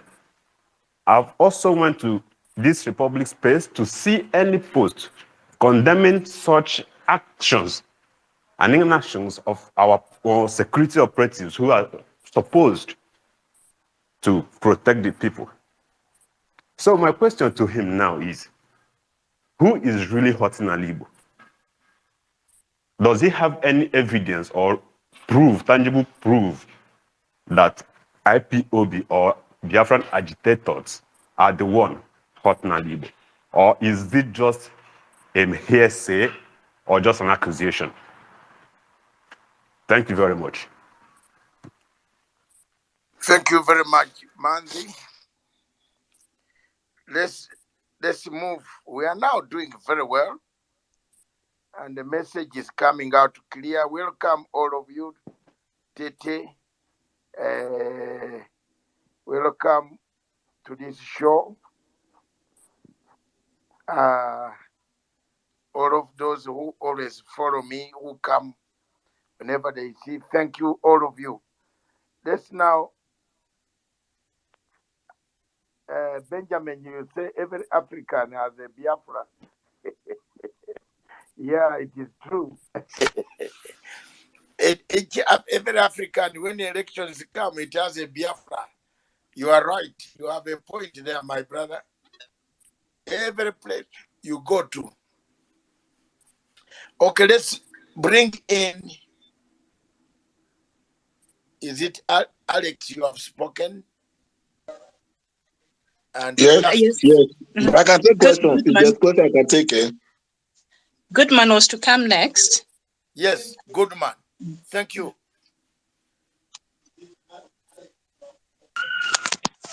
Thank you, Dr. Masanga. You are one of the few Pan-Africanists that are really depth in your knowledge about issues of Africa. And I like the fact that you are all out for the betterment of Africa. And you are interested in the truth, not just being shallow, because most of the Pan-Africanists I have come across are very shallow in their submissions about Africa. For you going forward to make sure you get to the root of what is going on, that's to tell you how much you are hungry for the goodwill of Africa, for the good of Africa. Thank you very much. I respect you a lot. I respect you. I love you from the depth of my heart. I'm telling you the truth, nothing but the truth. That is why most times I don't listen to people much, because I see that they don't want to go depth. They just want to run with what they cannot really factually print upon. So the truth is, we don't have elections. There is nothing called election in Nigeria. Nigeria elections are just ceremonies to print it to the observers, to those who are willing to look at their direction. Just to make it's just a ceremony. They have their candidate already. The elections have been concluded long before the ceremony. That is why they will make sure they buy you to come. Just come and be on the line. Let it just be that there is a voting. A voting is going on. It is not something people do out of their free will. The only people you see going there to die are the ignorant ones. The ignorant ones that Nigeria has so much destroyed their capacity to reason, so they can no longer reason for themselves. They just follow the crowd. They just follow anything they are told, because Nigeria removed history from them. So they thought they have a country, and they are thinking they are trying to exercise their civil rights, because they have been deprived of the knowledge of who they are. So they go there to stand in the line, and most times they are being killed. We are telling you that Nigeria election is a scam. When you see the all these Western nations telling you that they are coming to supervise the election, they are going to make sure it is free and fair, have they not been supervising elections? Have they not been supervising their colonial construct, do their ceremony? Has it always been free and fair? But the Nigerians themselves cannot ask themselves this question, because the country has removed everything human from their brains. They can no longer reason. That is why their money will be taken from them. Most people are laborers. You see vibrant young men, they carry block. They do all kind of menial job just to survive. And the little they have managed to gather, the government asks them to return it to the bank for the new one. They return it to the bank. They cannot even get the new one, neither to get the ones they return back. And these are the same people, if they are not mentally dead, they will not still be talking about election. These same people are still talking about election. So how do you come to clarify, to justify such a system? What we are telling you people here is that Nigeria is not a country. Nigeria is just a Western jamboree, colonial construct.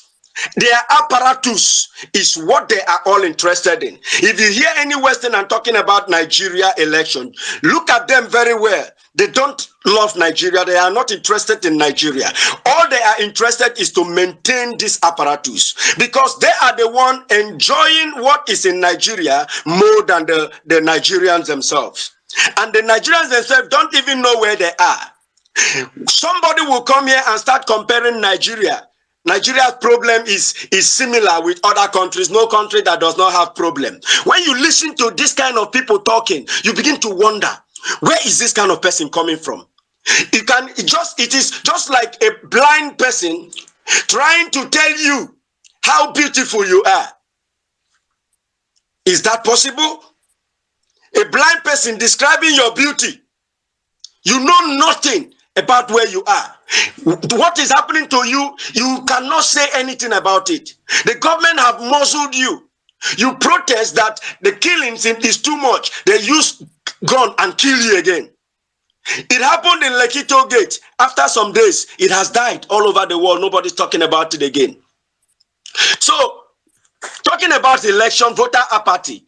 Voter apathy has been going on in Nigeria. The few that understands that they are going to waste their time have not been going out to vote. That is why Dr. Masanga told you the other day, in the other platform, that he went to supervise election in Nigeria.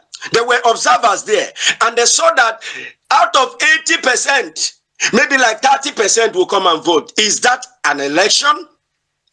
Is that already not telling you that the people are not interested in the system? Those who are able to reason don't go out to vote, because most time people die there. Dogs come to kill. And also there is discrimination whenever the election is on. The selection, I call it selection.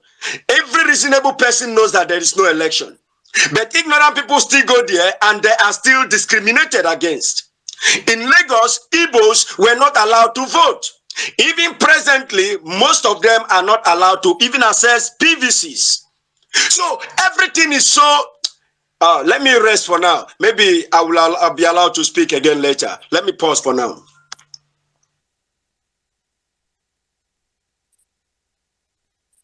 Okay. Thank you very much, Mr. Goodman, for those compliments. I thank you very much. I'll continue even having more and more of these platforms. By the way, I hold platforms not only on Nigeria, I hold platforms on Libya, on DRC Congo, on Zimbabwe, on West, all states. I think I have been holding and speaking frankly of what takes place in our African continent. Therefore, don't be upset. We are not targeting to speak about Nigeria. We are going to speak about, we speak all the time about every state. And this election is very important in the case that if you have 93 million, it's the highest in Africa so far. There's no other country that registers 93 million voters. Show me one. Show me one. No country in Africa has a population of 220 million. Show me one. So it is a country that we must talk about, that we must adhere to the principles of what they stand for, and see whether a good election anything will come out. But from the speakers now themselves on the platform, everybody is saying there is no good election here. There's no election here. It could be called a different name. But because this is their time and our children are on the platform also listening, we can't call it a bad name. Let's teach also good manners so that we don't preach violence on these platforms. Thank you very much. Now I come to the next set of my speakers. If you have spoken and you want to give chance for another one, you come down, then you can raise your hand. I will bring you up in the summary. I have so many people waiting to speak, and I want to give them a chance. Bring me down. I may come up later. Just bring me down for now. Who is this one? It's Goodman. I said bring me down, sir. I may come up later. Just bring me down for now. Okay, you have been brought up, down, and I brought Mr. You can still bring me down. I'll be on the listening session. It's very complicated, Mr. Oruwa. I will just say that because the other time I crammed the name, but it has disappeared. Okay, Zokas. Mr. Zokas, what do you say? Oh, there is justice. Before Zokas, justice, fairness. Take the microphone, then Zokas next. Then we have Mr. Oruba next. In that order, then we come and bring another set of speakers. What are the factors? Any factor in your place, wherever you be, whether you are in the diaspora. Are you in the diaspora? Do people in the diaspora vote in Nigeria? Elections. These are the things I want us to talk about. You spend a lot of money. You send a lot of money home. Most of you work hard in Europe. Most of you work hard in America. You spend a lot of money and you send it home. But you have a right to vote. That's the diaspora Nigeria votes. Are there polling stations in London, in Washington, in South Africa, Nairobi, in all places, key capital cities of the world, where Nigerians or people from that country can go and vote? If you have seen any of them, tell us here on the platform. Yet you make a great contribution to the GDP of this state called Nigeria.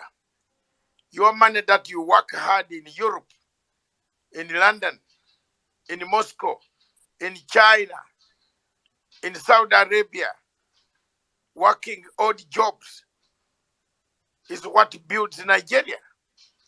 But you have a say. Do you vote? That's and then if you vote, what are the factors that are going? We have already talked about insecurity in the north, banditry, kidnaps, corruption, scarcity of money. The gentleman here has just told us he's not able. Yogis is in Nigeria, down in Nigeria. He says he's not even able to go out. If you go to the cash till, you are only allowed to draw in the bank 5,000 to 10,000 naira. What about if you have a bigger family and a bigger demands? What do you do? Ladies and gentlemen, let's talk. If we don't talk, we might fight. If we keep quiet, a conflict will come. So let's keep on talking. Justice, fairness. Platform is yours. Pick the mic, sir.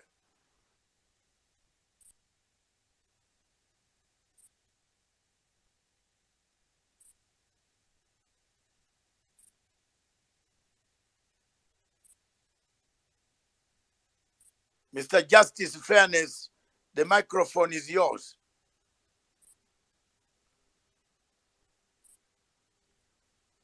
Justice, fairness, 1. Justice, fairness, 2. Justice, fairness, 3. You lose the chance. Zokas. Mr. Zokas, pick the mic.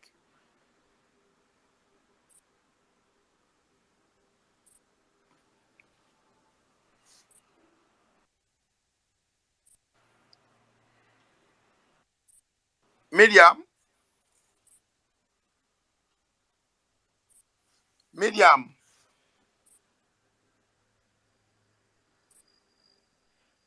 Are we on the same platform?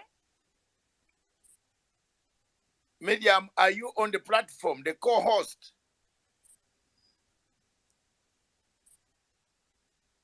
Yes, I'm here. Yes. Zokas, you are not talking. Mr. Yongi, your hand is up. Then Oruba. Yongi, your hand is up. Thank you very much, Take sir. away. Thank you very much, sir. So I've been listening to the previous speakers, and I just have a point to chip in because I really wanted to talk about the elections because that's the topic. So I didn't know we could diverse a little bit into also our personal opinions, you know, about the country. It is evident that the way African countries are distributed, they are not distributed the way other countries of the world are distributed. Because first of all, if we look at Europe, we find out that the countries are distributed first via tribal lines. The countries are formed according to their tribe. That's why you find out that in Italy, most of the people there are Italians. They are ethnic Italians. In Germany, so is it in Asia. And it was like that in Africa for thousands of years. We were all distributed across our ethnic lines. We had empires according to our ethnicity, according to our tribes. So it made it easy for us to come together, to collaborate, to We seem to have lost you. I'm still here, sir. Go ahead. Okay. So it was easier. It is easier to collaborate when you have the same history. But we found out that due to conquest, due to the downfall of Africa by conquest, we were distributed according to conquest. We were distributed exactly how we were conquered. Not according to our religion, not according to our history, but according to the history and territorial gains of our oppressors. So in the Berlin Conference, they came together and made this agreement within themselves so that there will not be war among themselves. See, they were cooperative. And kudos to them. But first of all, Africans, we need to understand that if we want to liberate ourselves, it is not a matter of, because where the Biafrans are going, we don't need that kind of thing in Africa anymore. We need a situation where we educate ourselves, where we are conscious of our history. We don't need violence. We don't need agitations. We don't need protests. We don't need protests. We need to educate ourselves. We need to go home and re-educate ourselves from the home. Because if we depend on the school is going to give us Western education, which cannot liberate us. The university is one of the places in Africa just wasting the abilities of the youth, because the university don't create skilled graduates. Most African graduates are not skilled. That's why there's no job. Because if you are a skilled mechanical engineer, you won't need to look for a job as such. Because you can practice in your father's house if you get back from school. If you really know how to do this thing, people will bring it to you. Even because you are educated, they will prefer to give it to you. But because they are unskilled graduates, they have to look for jobs. Then the mechanical engineer is working in a bank. So it is not a matter of, we know we need to dissociate. We know that we need to go back to our ethnic distributions. We know, but it is not by fighting ourselves, by arguing, by blaming people. We are all in this together. We were all born into this. It is nobody's fault, but it's just that some people are weak. Nobody wants to be the Gaddafi. Nobody wants to be the Sankara. Nobody wants to be the Nkrumah anymore. Nobody wants to be the Fela or the Bob Marley. Everybody wants to play safe. So we can't keep blaming ourselves. Even our presidents cannot represent us as such because the people are not conscious. If our presidents need to represent us, then CNN says something bad about him, or the Western media says something bad about him, then the people will also go with the Western media. Because when I was growing up, I never thought Mugabe was a good man. I never thought Gaddafi was a good man. It's just growing up, reading and researching. Then I realized that these were the real people that we needed to support. These were the real people that Africans were supposed to take bullets for. People that Africans were supposed to line up behind. But because our mind is not Pan-African enough, our education is Western education. Our religion is Western religion. Our music, our dressing, we want to. So we need to heal our trauma. It is a trauma. Not loving self, not loving yourself, not loving your ancestors. That's where the problem is really coming from. But people don't see it from a spiritual point of view. If you want to look at Africa's problem from a spiritual point of view, I can explain it and expatiate. Because you look at other cultures, like China, for instance, they pay homage to their ancestors. The Arabs, they pay homage to their ancestors. We Africans, we talk down our ancestors. And that's a trauma. Because if you hate your parents, you cannot go anywhere in life. Any man that hates his father or his mother can never go anywhere in life. So if we don't pay homage to our ancestors, if we don't have public holidays, festivals and celebrations dedicated to them for different events in our own history, then how can we progress? So an average African man, when he thinks about his ancestor, is afraid, probably cannot sleep at night. Is traumatized. Imagine an Arab man thinking about Abraham or Moses and is scared. So that is the root of the problem. We need to come together and realize. It's not start throwing the blames or start attacking each other. That's not the way forward. The Europeans didn't need to attack each other. They came together in the Berlin Conference and made an agreement. So what we need in Africa is tribal allegiance. There's nothing like tribalism. We need, first of all, tribal allegiance and good tribal diplomacy. That's what we need. Good tribal allegiance. My brother, how can we go back to our tribals? Tribal lines? How can we go back to it? Thank you. Okay, how can we go back to our? We know our tribes. We don't have to go back to it. You are already your tribe. Are we away from it? One of the things we need to do, if we really want to be healed, is not about going back to our tribal lines. We need to heal the traumas of slavery, the traumas of colonialism, because we still see the white people as God. We need to heal. It's a spiritual thing. We need to heal. We need to see our ancestors from another light. We need to go and reinvent ourselves. A renaissance. The same arts, the same sculptures of our ancestors that terrify us today, they are in the museums in Europe. But when an average Christian see a statue that is dark, he will be shouting, Jesus, Jesus, Jesus. But they pray to a white Mary, and it's a statue. Okay. It's a trauma. Thank you very much. Thank you very much, Yongi. Thank you, sir. Thank you very much. We have very little time left.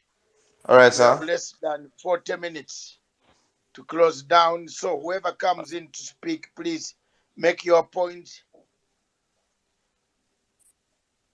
Make your point. And the speaker is still, the host is here. Mr. Ekimi, you come on the platform to criticize. Yet I am here. I'm talking. And I have a co-host. I have two co-hosts. If I'm sleeping, then the other co-host will take up the microphone. Now, Mr. Zokas, are you ready? If you are not ready, then I bring in Alex. Your final comment on a voter apathy before you leave for another function.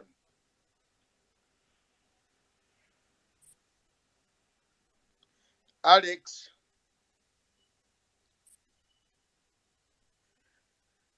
Okay. Zokas, yeah, I'm ready. I'm ready. Okay. Yeah, the children are awake, so I have to run out of the parlor and came to come in, please.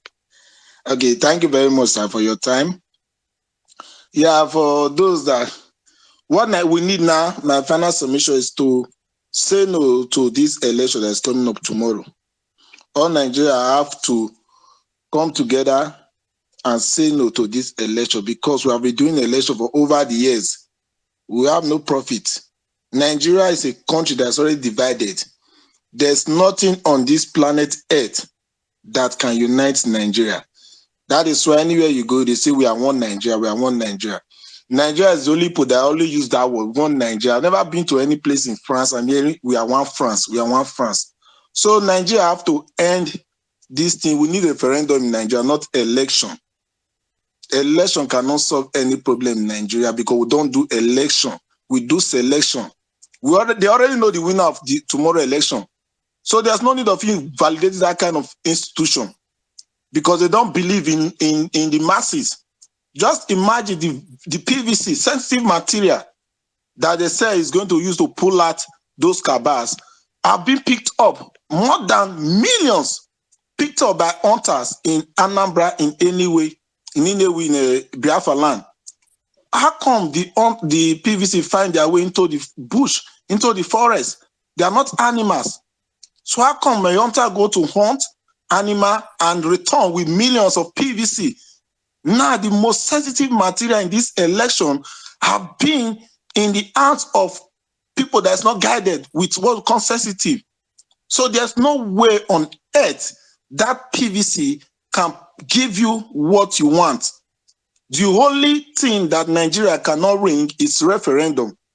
Because when we talk about election, late Yaradua said the election that brought him this far is what's it called? It's a 419 election that is going to change it. That is not an election that is going to work on it. But to greater surprise, the man did not make it to change what he said he want to change.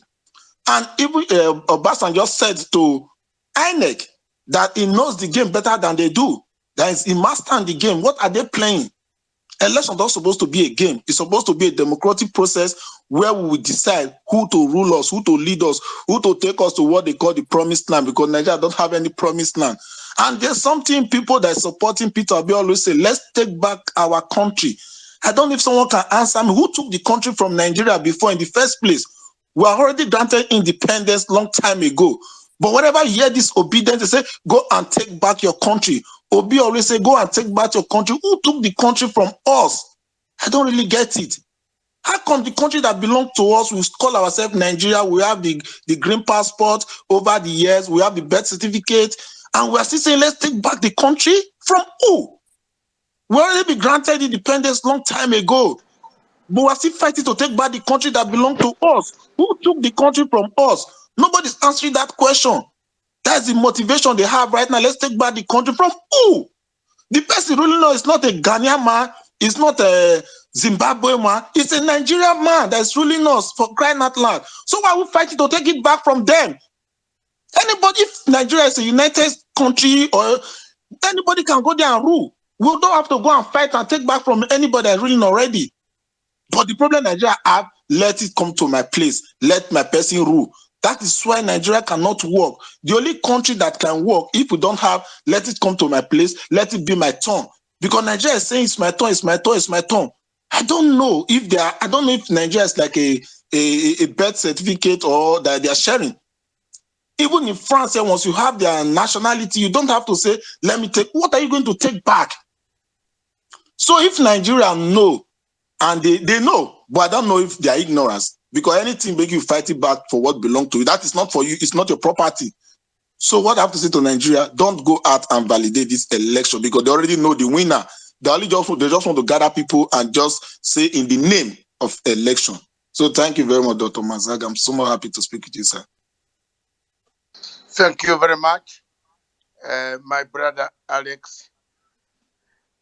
Let's hope we meet again on Monday and review the situation. Oruba. Ndugu Oruba. Orubabo. Oruba. Yomomba. Thank you very much. Again, your name is very complicated to pronounce. Hey, good day. Good day, everybody. Good day, doctor. Oluwabayo Omoba. That's the name. That's the name. Hello, sorry, are you getting me? Doctor, Yes, okay. go ahead. The microphone is yours, sir. Yeah, thank you very much. Thank you for the space. And it's about Nigeria election that is about to take place in less than 24 hours. The only thing now I have a privilege to say is that we need a unifier in Nigeria. We need somebody that will be that will grant fairness and equity and justice. That is who we need in Nigeria. We've not been able to have a credible leader that will lead us as a nation, not to lead us as maybe as a regional, maybe where you come from. We need a somebody to stand as to be a Nigerian to lead us. And issue of this vote, and maybe they are saying, okay, they've already know who to win or anything. We need to exercise our franchise. Just for instance, now the way we are more than 200 million people, and we have only 90 million to vote a leader. No more than half of it. How can we be able to have a credible leader? Even for instance, okay, the 90 we have now, the 90 million that we have now, it's not all that will still come out and vote. If the 90 will come out and vote, even okay, if the remaining are not coming out, the 90 will come out and vote, there is no way for anybody to manipulate. But when other doesn't come out and vote, it will not be credible. And all these the way we are in Africa, we don't have institution that stand for us. As a citizen, we don't have institution that can stand for us. If you have institution that can stand for us, we will get somewhere in Africa. The only thing we need to believe. Every dream of a common man is hope. If we don't have that, then what do we? The thing is that I know we don't have much time, and we have a lot of speakers. The only thing I need to say with my Nigerian people is that I will not lie to you. I may not. Somebody have seen it. We've killed our history. We can start from education level. When the education level, when education level, you put in history. Let them know the history of their fatherland. Let them know how Nigeria come to be even before the Western world. So the only thing is that we hope, I will not like to use that, we hope for a credible election, and we hope for violent free. The only thing is that if we come out and vote, no matter how it is, there must be agitation. There are agitation from even the south, there are agitation from even the west. There are agitation, even the Boko Haram agitation. If the citizens are not getting what they need to get, that is where agitation comes from. More fire will come from agitation when the citizen doesn't benefit anything. If I'm in the Western world, I will benefit a lot what I'm benefiting as a Nigerian, sitting in Nigeria, working in Nigeria, and having family in Nigeria. So the only thing is, doctor, let me not take much of our time. We'll talk somewhere from another space, but let's other speakers speak as well. The only thing is that we need somebody to bring Africa even together, not only Nigeria. And we can start from Nigeria because it's among the most populated country. It is among the famous in Africa, sorry to say. So we need to start from here. All eyes on Africa now. All eyes on Nigeria tomorrow because of this election. The thing is that I just pray and I hope, let God give us a credible leader that will love us. If you don't have leaders that will love us, there is no how we can get what we want. Thank you very much, and let me heal the mic from now. And God bless Nigeria, and God bless Africa. One Africa, one Nigeria. Amen. Thank you.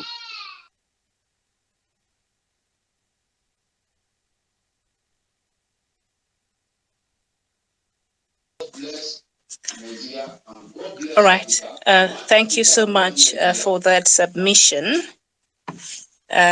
Who'd like to give their final submission again? You could just raise your hand. Justice, go ahead. All right. Thank you, everyone. Thank you, Dr. Masanga. Actually, I was busy when you were calling me initially. Thank you for this space. The thing is that when I hear some Africans speak, can you guys hear me? Yes, we can hear you. Just go ahead. Yeah, so having election in Nigeria is a deceit of highest level. That's the worst thing a black man can do to himself, agreeing that there should be election in Nigeria this time. This voter party or election should not even exist. We should come as a people and decide our future. Do we want this Nigeria or we don't want? That's all Nigeria needs. This election is a sham. And it's a more sham when I hear the West, mostly America and Europe, coming to help Nigeria sign a peace accord in election. Is that not evil for African people to ask themselves, are you at war? While I was a growing boy, when peace accord is signed, it's when two countries or two factions are fighting. And then you make peace between them, and then they sign a peace accord. But now we are going for election in Nigeria, and the candidates are signing peace accord. And the Europeans are sitting there to help them to sign the peace accord. The Americans are helping them to sign a peace accord as if there's a war. Why can't Africa ask themselves a question? Why are these people coming to observe our election? How many of our leaders go to observe election in Europe and America? Are we not ashamed of ourselves as a people? That's why we're always at the bottom of the ladder. I live in America. As I speak now, I speak from the city of Las Vegas. And I hear Secretary of State of America making an advert telling Nigeria to go for a free and fair election. And I said, these people are evil. And my question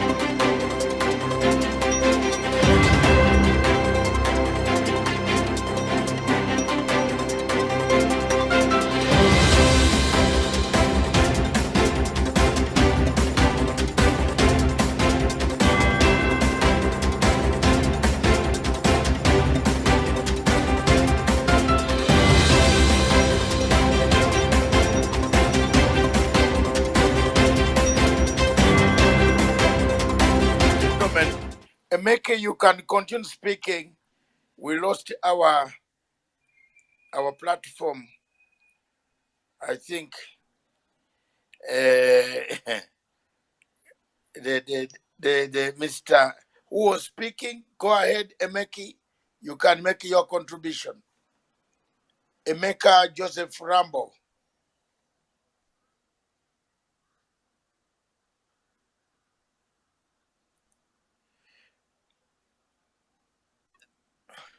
Good man, you can speak now. We have 30 minutes to close.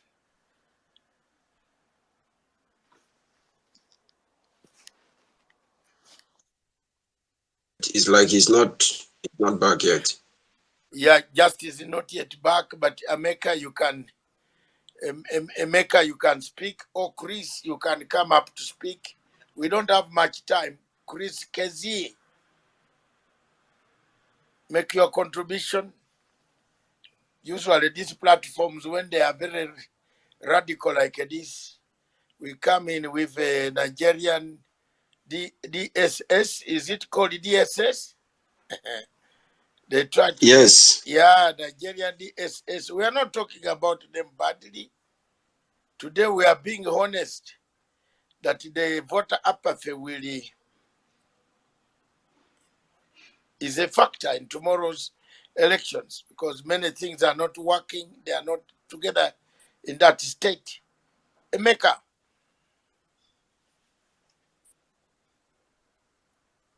Chris. Good man. Yes, sir. I'm here. Go ahead. So what we are saying is that the best thing for Nigeria right now is a referendum, is a discourse on the unity of that colonial construct. At this stage, shouldn't be when people will be talking about going to vote. The water has gotten to the nose of every Nigerian right now. Everyone that identifies himself as a Nigerian, the water is at their nose now. They are about to be drowned by Nigeria. I just sent something on your WhatsApp where they sent a message to me. If I will vote for a particular candidate, I should come and take 10,000 naira. That is about $21. A meager, that is the level they have reduced humans to. Mega $21.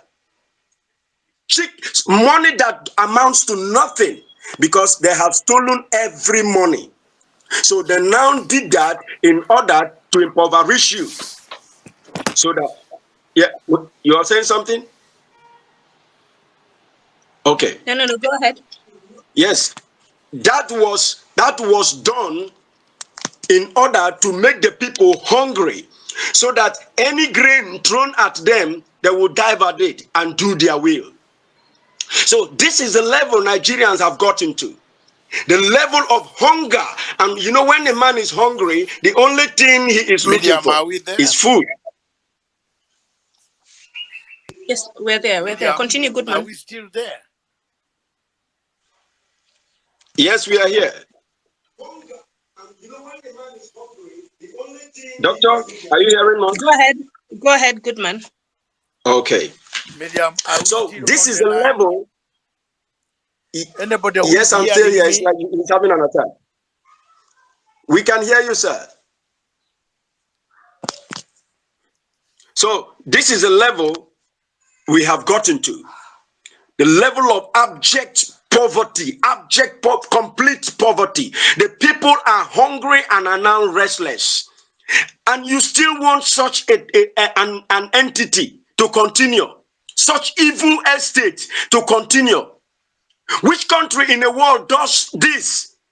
Where does this kind of things happen? It breaks my heart when people are still coming to talk about they love Nigeria, the one Nigeria. That is the level of stupidity you can find in a human. Where you are almost at the verge of extinct and you are still in support of those about to take you away. So we are not talking about election. Thank God the sit at home is happening in the East. The only people that have the balls to stand up to their oppressor and said enough is enough. They are no longer talking about election in the East. You can take your telescope and send it there so you get the facts on ground. There is sit at home ongoing now. Today is 20, is it 24? I think it's a complete curfew. It's a curfew. Tomorrow is also a curfew. No going out and no coming in. Go there and you will believe that the people have risen up. And this is their right. I am not voting, it's my right. Why would you send 40,000 soldiers to the East? What for? Is that how to go about the peace? Is that how to get peace? Is that how to do election? You will conduct election with 400,000 soldiers? It's unbelievable. Unbelievable. So they are going there to kill people and force them to come and exercise their own civil right. Is that what Nigerians want to tell us? That we must die to validate a colonial construct, something that has been killing us, election that has been consuming the lives of youths. They pay talks to go and carry ballot box. They are out just to validate the ceremony, just to do the ceremony. Not that they don't have their candidate, but the world must see that there was an election. That is the only thing why, the only reason why you have an election in Nigeria. It's just to give validation, just to do a show. It's just a show. Because the election has been concluded, sealed, and dusted. Everything is done. So you want to force people to come out so as to let the international community know that, that there is still something called Nigeria, and the people are still interested in Nigeria. It is not done anywhere. And this is what Africans, those who are still unable to reason, should start looking this direction. Is it by force to vote? Is it by force? I thought they said it's your civil right. You need to exercise your civil right. But what they fail to tell Africans is that you have a civil right too to say, I don't want to vote. It is also your civil right to say, I'm not interested in the system again, it's not working. I will sit at home to demonstrate how I feel. You go out to protest, you are killed. You decide to sit at home, they come to burn your houses, burn your markets, destroy your means of livelihood. Kill those they see on the street and tag it on those that are saying they don't want to validate the process as the ones committing the killings. If there are no CCTV to capture the footage of this, how these policemen and military are going into people's houses to kill them, if there were no CCTV camera to capture them, they will still target the indigenous people of Biafra, IPOB, that they are the ones committing all these atrocities that are being committed by the Nigerian state. But thank God for the CCTV. At least it has made us, giving us a little ease. Those running the country, they own the media, they own all the media, they can buy anything they want to buy, they can sell any propaganda they want to sell. Where do we stand if we don't come out to social media to debunk most of these things? So this is the problem. The government kills and target on the people. They kill and use the media to target on those they are killing, that they are the ones committing the killings. This is what is going on. People will come and say, why are you killing yourself? And these ignorant people have not asked, who is bombing security people, vigilantes in the north, with a plane, with a helicopter? Are they also the IPOBs? Who are they burning their own army, using bomb on the air, throwing bomb on their own army? Have you not heard or seen it in the news that it was a mistake? Nigerian aeroplane bombed their own military, and they said it's a mistake. Nigerian aeroplane bombed their own vigilantes, people that are securing their locality in the north because of this incessant ethnic cleansing that is being done by the Fulani herdsmen. They now rebranded them to bandits. Fulani terrorists. They rebranded them to bandits. And this is going on and on. And instead of Nigerians to talk about their insecurity and how to secure their land and how to come together and negotiate Nigeria, most of these morons, empty-brain people are here with their, some tag themselves doctors, and some say they are professors. Some say they are engineers. They know nothing. They are here telling you they love Nigeria, that Nigeria must continue. One Nigeria is good. This is madness. This is madness. But glory be to God. Glory be to God that the Easterners are now united. They know exactly what they want and they are taking it. They are sitting at home to demonstrate their civil rights of I don't want to continue in this system. That is, I think that is human enough for people to understand that some people are still reasonable. Some people are still thinking like humans. So we are saying no to election in Biafra land. And that is where we stand. Thank you. Wow, wow, wow. Hey,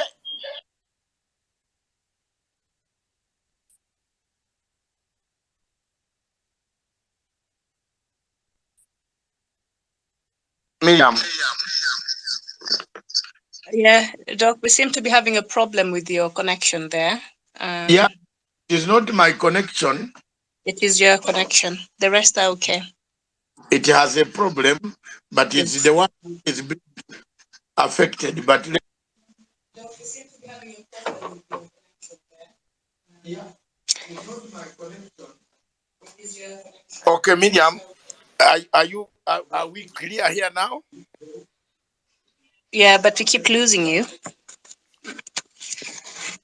Are we clear now? Yes, now we can hear you. Okay, Miriam. Okay, thank you very much. It is now very clear that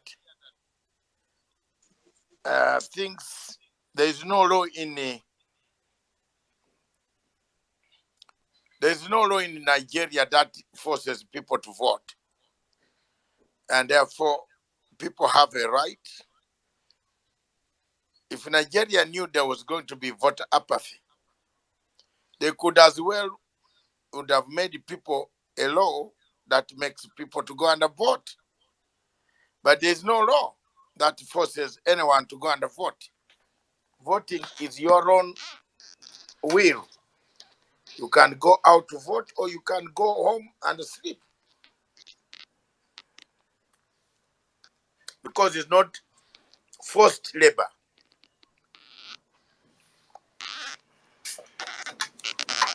So, ladies and gentlemen, as we almost come to the end of this show, I want to bring in a lady. I saw a lady here, Gloria. Gloria, come up and talk to us. We can't go without hearing the voice of a lady here today. And I want to thank Patricia. You have always followed me everywhere. Patricia, my sister from home, from my country, Miss Tweet. Thank you very much. You have worked hard to circulate most of the things. I thank you very much. I owe you. Most of you have done very well. Gloria. Yes, please. Yeah, let's hear the voice of a lady. Hello, doctor. How are you? I'm fine, thank you. It's good to see you again for a very long time. Yes, I have been on the subject from 6 years ago. You remember me? Yeah, I do. Even Simon as Maznam Dekano and all of that. But where have you been? I mean, after Maznam Dekano kidnapped, I No, haven't heard about you. I have been around. I struggled. I continued struggling, filing applications. I didn't know what Oh, the mercenaries had done.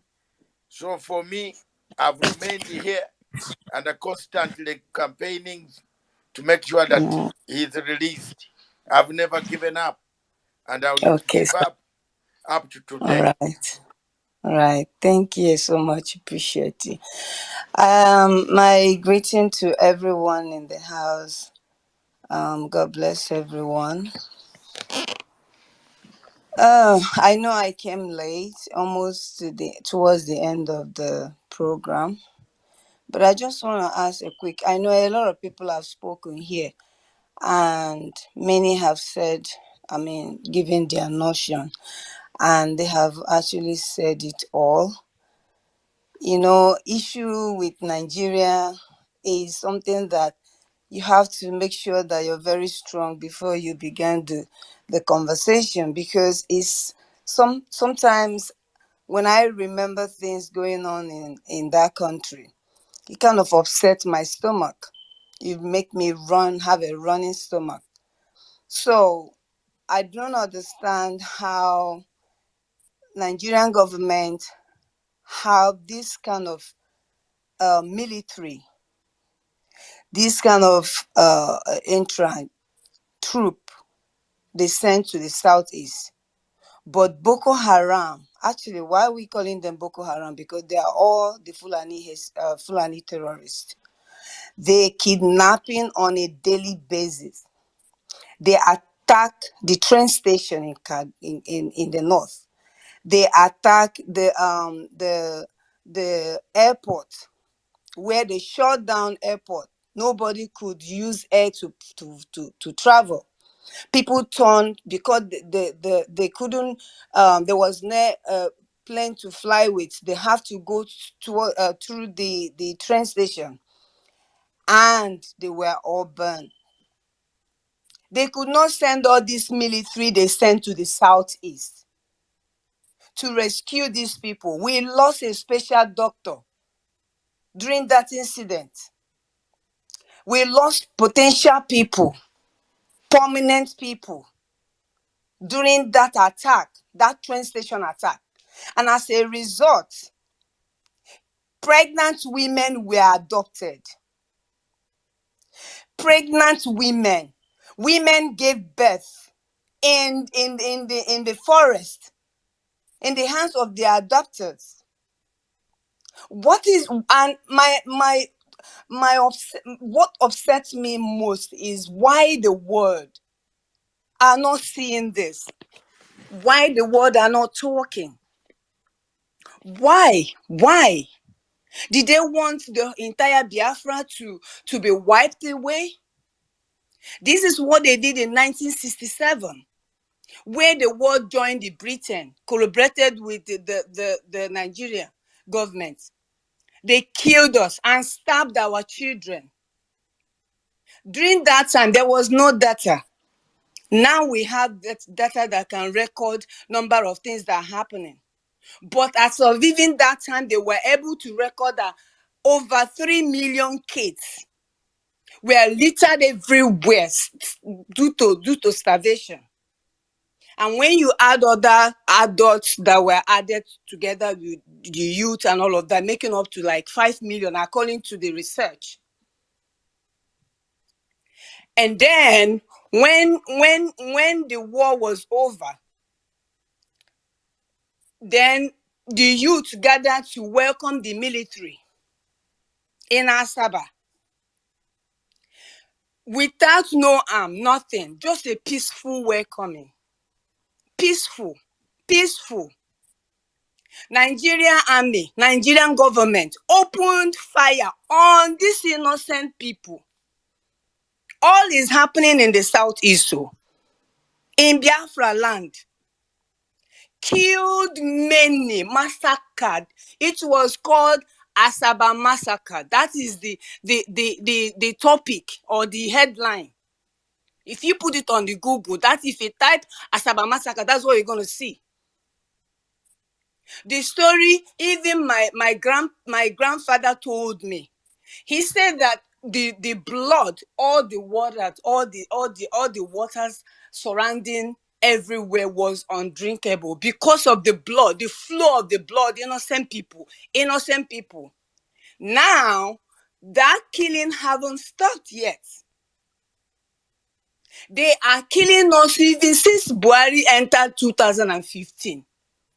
Southeast used to be the most peaceful area, most peaceful state.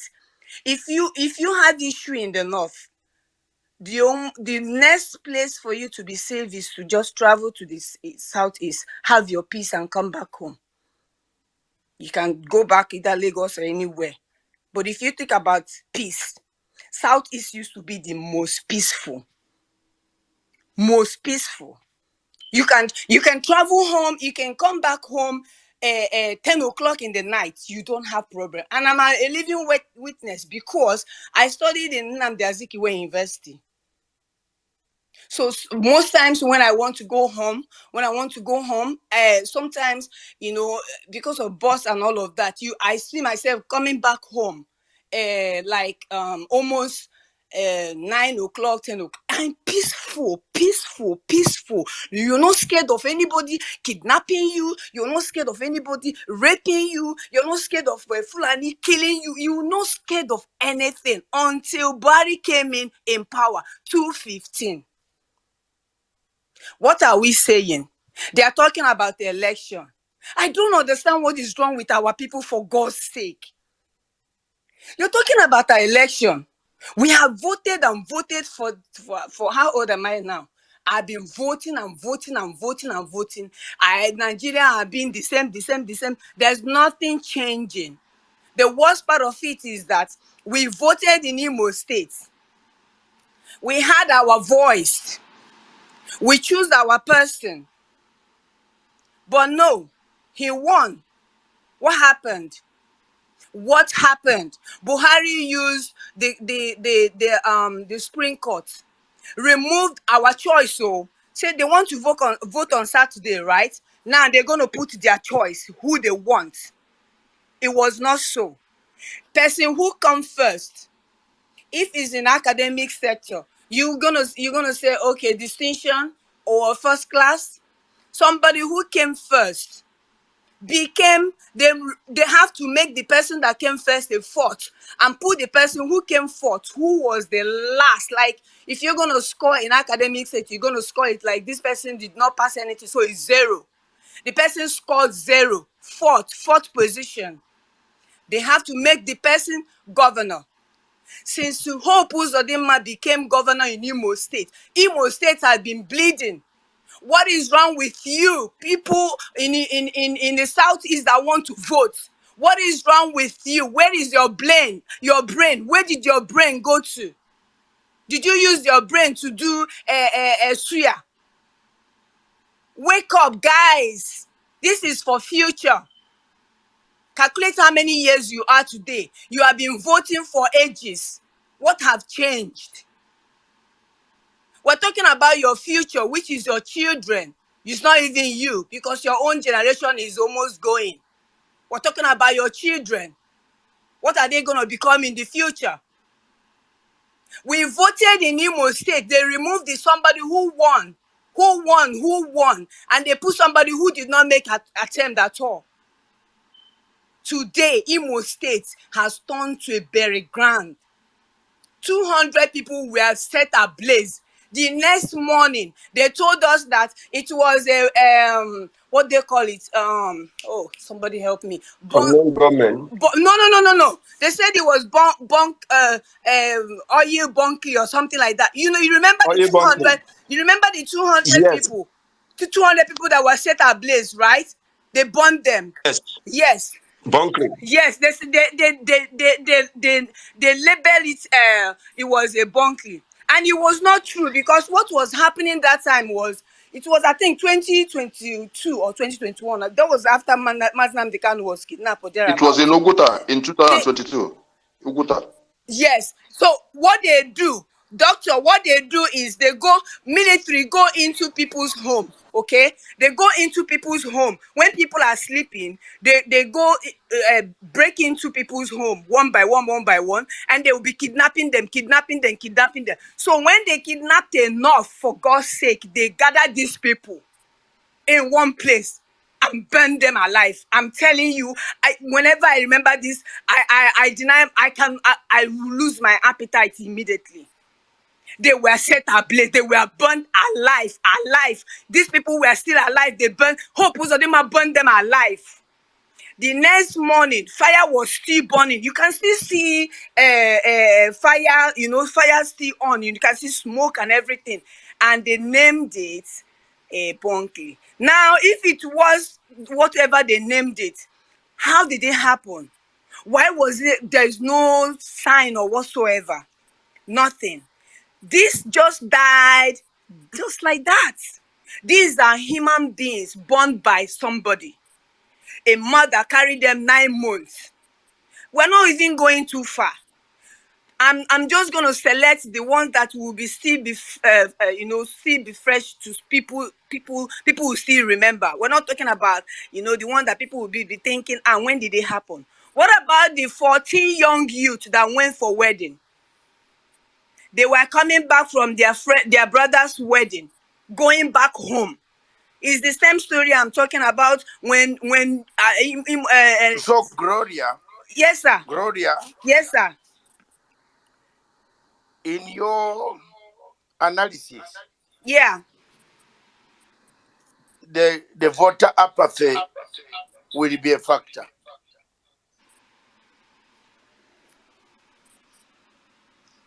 Gloria. Can you repeat that, please? Oh, there's echo.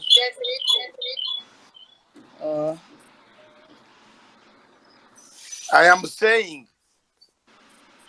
Gloria, in your analysis, tomorrow's elections, there will be a voter apathy. Yeah. Because of the bad treatment, the human rights abuses, the killings, the slaughter, the Boko Haram, the corruption, the scarcity of money, the voter apathy, the percentage will be high.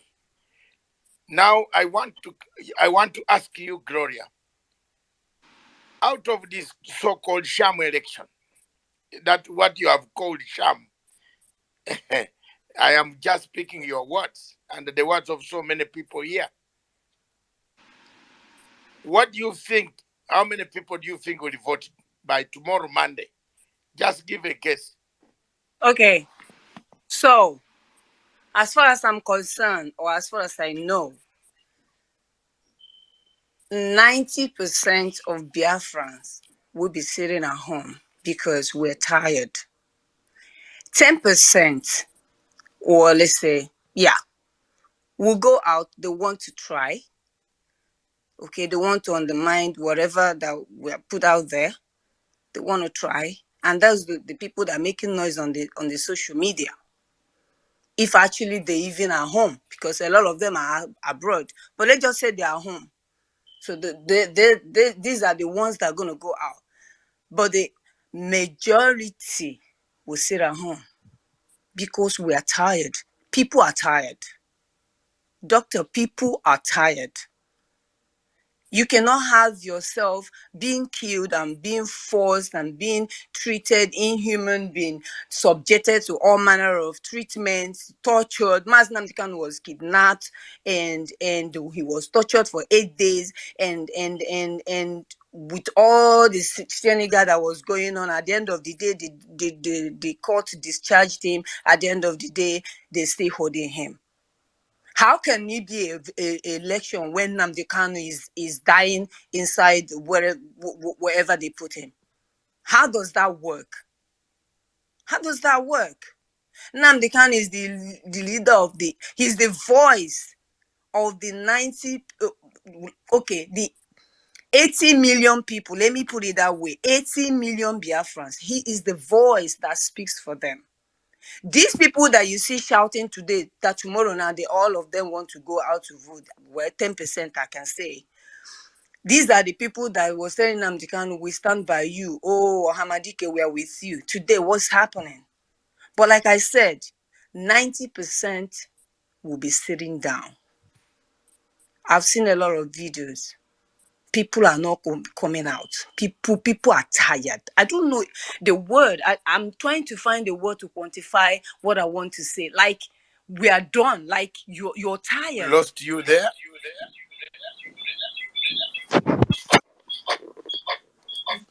we can actually hear Gloria from the studio. Block it's your connection.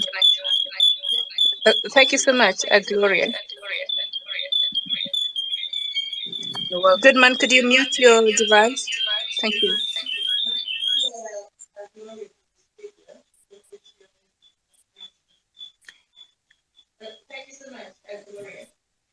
All right, I think you're having a bit of a network issue there from Dr. Matanga's side. No, Miriam, it is not Yes.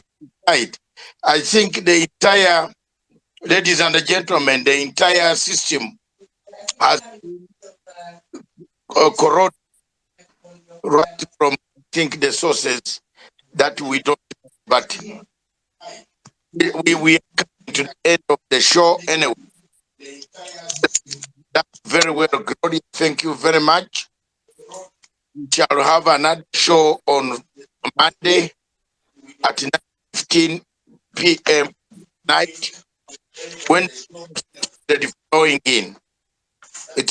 Our system is being broke time with the numbers go up, they bring it, they cut it. So we don't want to spoil what we have said. The message is clear. The system is recorded. This is the second platform they have tried to destroy today. So here we are. We wish you a very happy weekend. We thank you that we shall be interacting like this every Friday. Those who have spoken, those who will not be able to speak, you have written some of your good messages. We thank you very much. Keep the struggle going. And I don't know, let me see whether I can bring in one final lady. Men, you don't complain much. Miss Street, can you speak now? I've given you the microphone.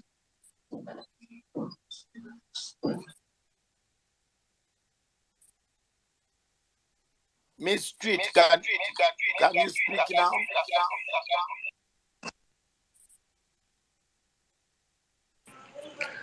The network coverage happened to be very fabulous. Hello, can anyone hear me? Yes, we hear you. Okay, good morning, Doctor. Good morning, everyone who have made contributions on this space. I joined quite late, but I'm glad, yes, that it's still on. Um, so many of our submissions here are coming from a very emotional and very pained, traumatic place, and I totally understand. But it's wise to say that Nigerian problem is many-faced. Yes, Nigeria is because Nigeria was never created in the interest of Nigerians. It was created to create division, and from that division, those who created Nigeria will benefit from it. The Nigerian constitution actually is the source and the basics of the problem, besides the fact that different people from different belief system, ethnic groups were amalgamated together. Nigerian constitution was produced in a way that it favors the colonialists, right? Because it was designed to create issues, long term and short term, where some groups feel marginalized above others, and this is what is happening today. Until tomorrow, it will continue to happen, except the constitution is being reviewed. And then, speaking about referendum is now the Biafra, the independent people of Biafra are not the only one who are actually seeking for freedom, because everybody is tired of this mess. It's a shitty situation where for decades, years and years, we keep seeing the same buhaha, and it's like a circle, it's like a roller coaster. You start from point A, you go back to point A. So also the Yorubas are, agitating for their freedom. They're agitating for their freedom. Yes, in speaking about the Biafra, you see, the move to for the Igbos to go their separate way. I mean, the Biafra movement itself is a good cause, is a fantastic cause. I mean, if you've tried one thing, if you keep trying something, hoping on something to give you different result, and it keeps giving you the same result, I think you should try it another way. So Biafra is a good cause, and because Nigeria is too vast, not just vast, we are separated by so many things. There are people, I don't want to mention the ethnic groups, but when these people behave, you know that they belong to the bush, they belong to the forest. The way they think, the way they consider every other person around them, the way they, I mean, but I don't want to go into that. While Biafra have a good cause, and I believe in Biafra, there is also so many aspects to Biafra. It is so many groups have taken advantage of the movement and they are using it to create chaos. The Igbo land is like is it could be likened to a complex battlefield. I mean, there is so much happening there. It's the killings there is very complex.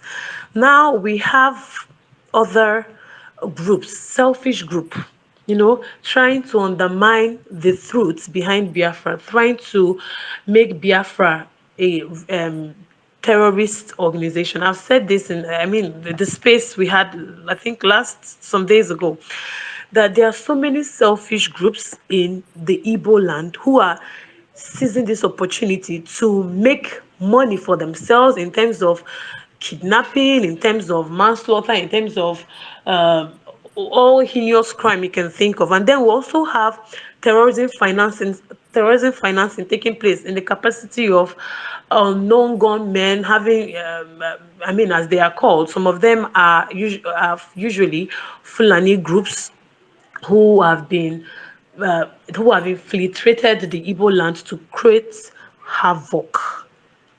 Then we have the unknown gunmen. We have it's a mess. So sometimes, so most times rather, when reports coming from Biafra is showing, Biafra land is showing, brutality, how people were being slaughtered, or how people are being murdered. Most of these attacks are now labeled as the activities of the independent people of Biafra, which is not entirely true. So now, why is the Nigerian government not yielding to referendum demand by this different agitation? It is simply because the system keeps favoring them. They are getting revenue. They're getting resources from the East. Is the land of the rising sun is blessed until tomorrow it will be blessed. We are one of the blessed region in Nigeria. Now, why? Okay, because our resources are, they are easily seen and very easy to have, harness. And then because as being a federal republic, they have access to these things, and they believe that if they lose these things, they would not strive. You understand? They would not strive. I'm sure that if we the Igbos are located probably in the north, probably we have our territorial map in the north or somewhere in the Yoruba land. They will hurriedly give us this because nobody is interested in a desert land. Nobody is interested in an empty space. But while I say this, it is also not. It is also important that we remember that even in the Hausa land and in the Yoruba land, there are different resources too. It doesn't have to be crude. There are places where gold have been seen, and as wicked and selfish as, I mean, so I keep saying it. The problem with Nigeria is many-faced. As selfish and as greedy as this people are, they keep those resources to themselves and use it to enrich themselves. Why the resources from the east is used generically. So, while our agitation is on the referendum, I don't know because I don't know how possible it will be. We can only keep agitating, and so many lives have been lost in this struggle, but for how long? For how long? What I think, please, dear fans in the house, do not crucify me, I beg you. Please, what I think is that okay, yes. So on the election, it's not a lie when many people have said on this platform that our elections are not credible. Nigerian elections have been mined by unfairness, intimidation, and what have you. Election in this country is, there's a popular singer, he said election is wayo wayo. Wayo wayo simply means it's a selection process. It's characterized by lies and deceits. So in the interest of that, the federal government recently, and I'm really surprised at the recent policies that are being made by the federal government. It seems they really know what the problem is. They know how to go about it, but they would rather not do it. So right now, they like I said, this Nigeria was created for a particular ethnic group, not in the favor of the rest. So because they believe that a particular party representing a particular ethnic group is most likely to win the election, now they are setting in place different um, um, strategies to ensure that these elections, to the best of their ability, becomes credible. In the vein of like the beavers is an electronic system of voting where accredited voters will be voted, and there won't be issues of multiplicity of thumb printing and all of that. Yes, and also I could also relate when people here say that this election will be another selection, because the justice system is in shambles. The justice system is in shambles in the sense that an election is being conducted, right? And let's say party ABC is proven to have attained 75% of the total votes, while party XYZ has attained 25. Party ABC will be made winner. He would be sworn in as the winner of the election. And before you know what's that, 2 months, 3 months, there are court cases. We do not agree. We are aggrieved. We think we've been cheated, and something that is as clear as the light of day will turn to darkness. And in the twinkle of an eye, that person who have legitimately won that political office will be taken back, and the loser will be pronounced winner. It happened in Imo State. Yes, it happened in Imo State and some other states. Even recently, Osun State, the case with the PDP and the APC. Yeah. So while I've mentioned that, now the concerns about mobilization of the military, I think why that might seem like an intimidation move, to an extent, is the mobilization. It will be in the best interest of um, Nigerians who still believe that their vote counts, because previous information gathered have shown that a certain political party is determined to boycott this election by hook or crook. They are ready. They call it a bloody affair. They are ready to kill. They are ready to intimidate, and yes, worst case scenario, kill anyone who would. Okay. For example, let me take for example.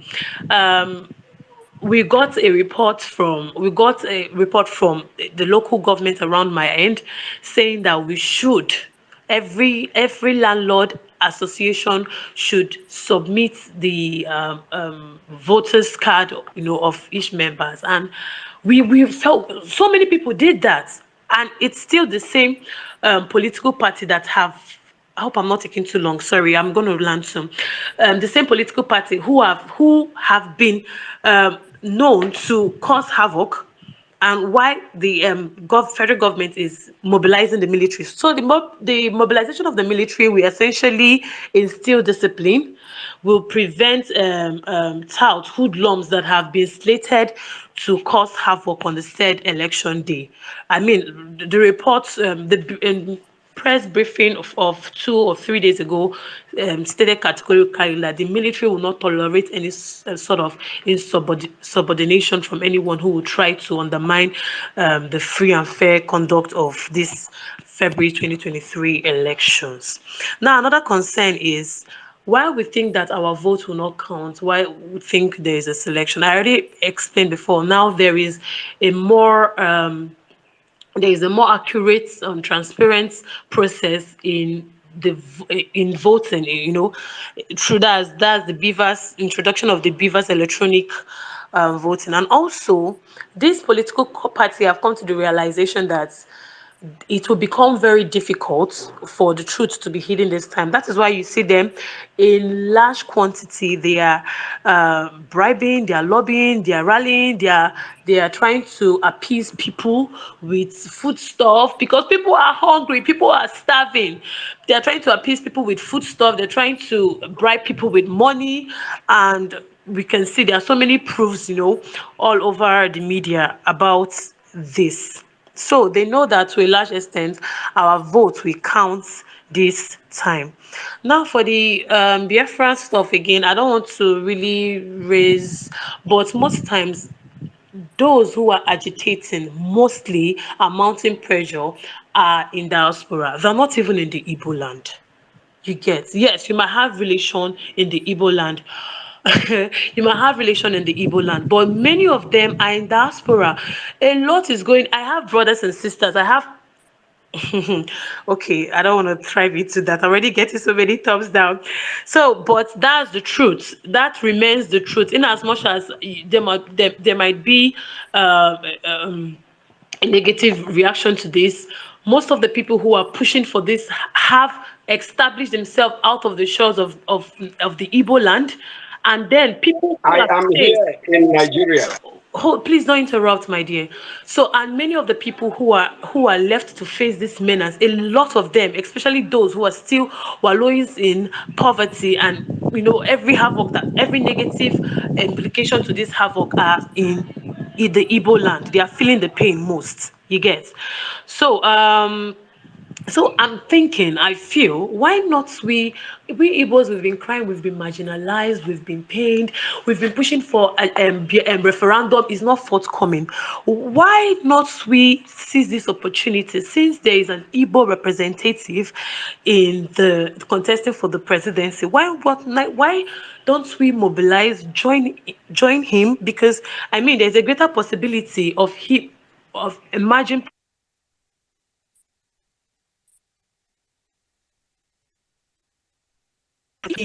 a number of the man context. We all know him to be someone who is very, very someone who is very, very decisive. What have we considered the possibility of him releasing Nnamdi Kanu when he gets into office, and then reviewing the constitution? I mean, through the legislation, reviewing the constitution. So it favors us, and then granting us a referendum. Yes. So we keep agitating, yet there is no result. Since we've been doing the same thing over and over again, and yet more and more pain is being caused, more and more is not forthcoming. Why not we just try this and see how it goes? What do we lose? We stand to lose nothing. And we stand to, yes, we stand to lose nothing if we try this other way.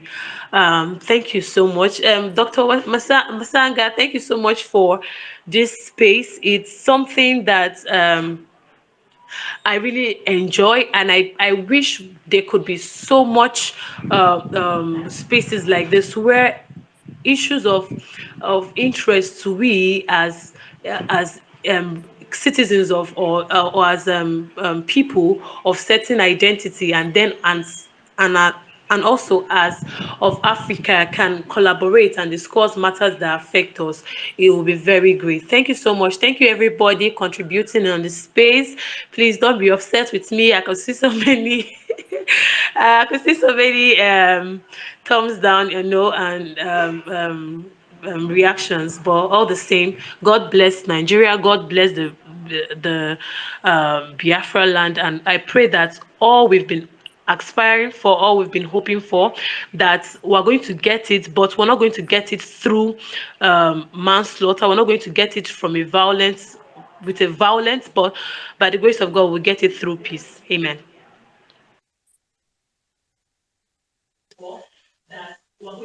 All right. Thank you so much, Gloria. Doc, back to you. Sorry, not Gloria, tweet. Thank you. Okay, thank you so much. Sorry for that. Doc, back to you as we conclude the show.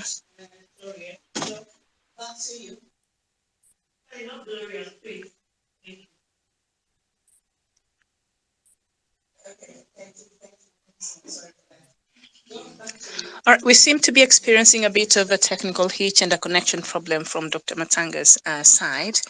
I don't know if he can hear me, but he's the one who can. Doc, can you hear me? We seem to be experiencing a bit of a technical hitch and a connection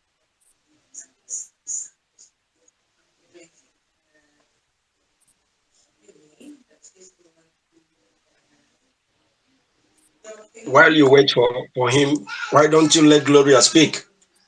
All right. I guess he's not. I see a lot of hands, and I think before we left the other conversation, Justice, you were making a point, but we were just winding up. Oh, okay, let me just round up in 2 minutes. Thank you. Before the other space closed down, what I want to ask the Western world, American and Europe. Okay, as we wait for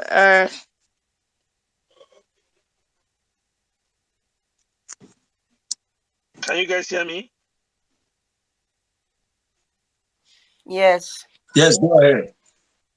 Yeah, what I want to ask America and people like Britain and Europe, the three contenders, the three front runner of Nigeria election, they are promoting. I want to ask them, can they employ them as a security guard in their office? Because I live in America. Before you can get a job, that's what is called running someone a background check to know his past, to know if he's a felony or he have participated in any crime. But the whole contender, the three front runner we have in this election, if you go and check their background, they all have criminal record in their back. And if it is in America, they can't even they can't even be a driver or a security guard. But they are promoting election in Nigeria, knowing that these people have this article, have a record of criminality in America. Tinubu have a record of drug dealing in America, the same America. Peter Obi have a tax heaven case in Pandora Papers. Today, all of us know all these things are on record, which is against the law of Nigeria. But the West closed their eyes on this and want us to go an election to elect these people so that by tomorrow, if these people don't want to do their bidding, they will be able to hold them on those charges. And then they will force them to do what will not favor any of us. We have been voting since 24 years now. A child that is 24 years now is about to get married. For 24 years, no electricity. For over 62 years, no hospital. Is it not time? And I'm rounding up with this quote from one of our greatest, Dimo Dimego Jugu. He said, "We have done everything to leave this country that was prepared and handed over to us by Britain. We have even go to civil war. We kill our own people. Why can't we go back on the foundation upon this nation was built? Why can't we go back and remove the chain of the colonial master upon our neck, which is the problem of Nigeria? Nigeria problem is no leadership, it's no election. All we need now for people to come and decide by referendum if they want to be part of Nigeria. Britain left European Union with only 3% of their people agreeing to leave the European Union. Go and check the result of their referendum. It's like 49/51. It's not up to 3% that agree that they're going to leave European Union, but they left because they are white, we are black. Why can't we have that kind of opportunity? It's hard time Africans and Nigeria begin to think, knowing fully well that this election is not going to give us peace. Only the hate that is going on with this election show you that this election is not going to give you peace. It's not going to give you progress. We are divided more. And it's hard time we separate this hate. Let everybody go and answer his father's name. Thank you very much. Okay. Ladies and gentlemen, my co-host, Miriam, do you hear me? Miriam? Co-host, are you hearing me? Co-host? Okay, we are having a bit of a technical hitch from this side. Yes, so it does, because of the huge numbers. Hello? We can hear you. Go ahead. Numbers, because of the we are having a bit of a technical hitch from this side. Yes, it does, because... Are you hearing me now? Okay, thank you very much. Ladies and gentlemen, thank you very much, all of you, for your contribution. Our time and our satellite seem to be... Yeah, but there seems to be a problem from my side. So yes, there seems to be a big problem, and our satellite has been compromised by, of course, the DSS, but we have managed to do what we can say, and we shall continue to say our rights and say what we must say all the time. This is an African election, and this African election, every African is looking at it, everything, what will come out. But there are obstacles that will cause apathy. Insecurity in the north, in the southeast, human rights abuses, beating and killing people, sending the army to destroy everything, killing its own people. Corruption that is very rampant, scarcity of goods, of money, electricity, power. All African countries have developed. My own country, Uganda, almost everybody in the villages has power. Yes, we have a man who might not have given us the freedom of politics. We don't have the good politics of democracy, but we have electricity. My mom at 90 years old is seeing a TV as I speak right now. She's hearing me from London, where I am. That is what we call development. At least 3/4 of the country should have power. Nigeria is a state with 241 waterfalls, equivalent to Victoria Falls. But Nigeria lacks power. There's no power. There's blackout. There are generators. Generators are being bought from Dubai. If you go on a plane with my Nigerian friends, if that plane opens, you'll see how many generators they get from Dubai through Kenya Airways, like all chartered planes. Surely, this is There is power. There are electrical. You can make hydro power stations. People eat the money. Corruption has killed this country. Every time I open up to talk about Africa, I lessen my time on planet Earth. I make my time go slow out of bad things that I speak about Africa, Congo, Uganda, Central African Republic, Libya, African Union. You know, you can see how they handle their things. IMF, World Bank, Zimbabwe, Mozambique. I am always reducing my age and on my time on this planet because of my struggle for the better Africa. But I will not tire. I will not be tired. I will not be cowed. I will not be intimidated. I will speak. Buhari, if you finish this term, don't try to come to London because we have filed papers waiting for you. I am glad you have heard. You now fly towards Saudi Arabia.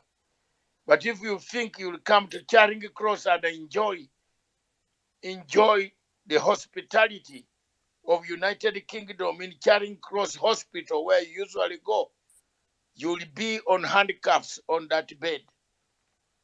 I promise you, we shall fight up to the end. You better release that young man.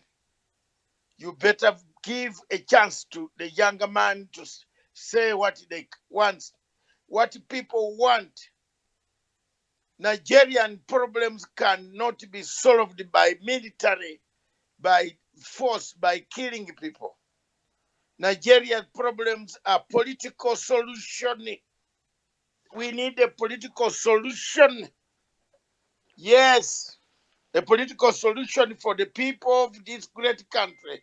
If you want them to be together, give them a referendum.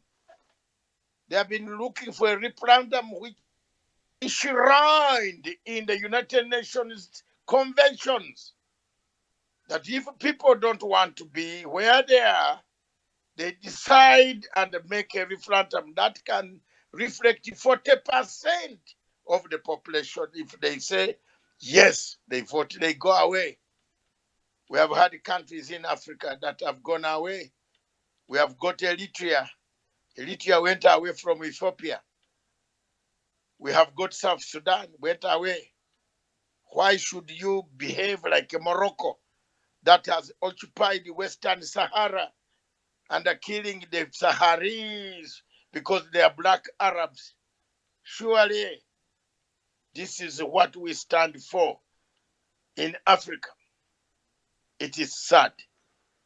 It is very sad that 93.4 million people registered, wasted taxpayers' money to register them, but only 30 million will turn up.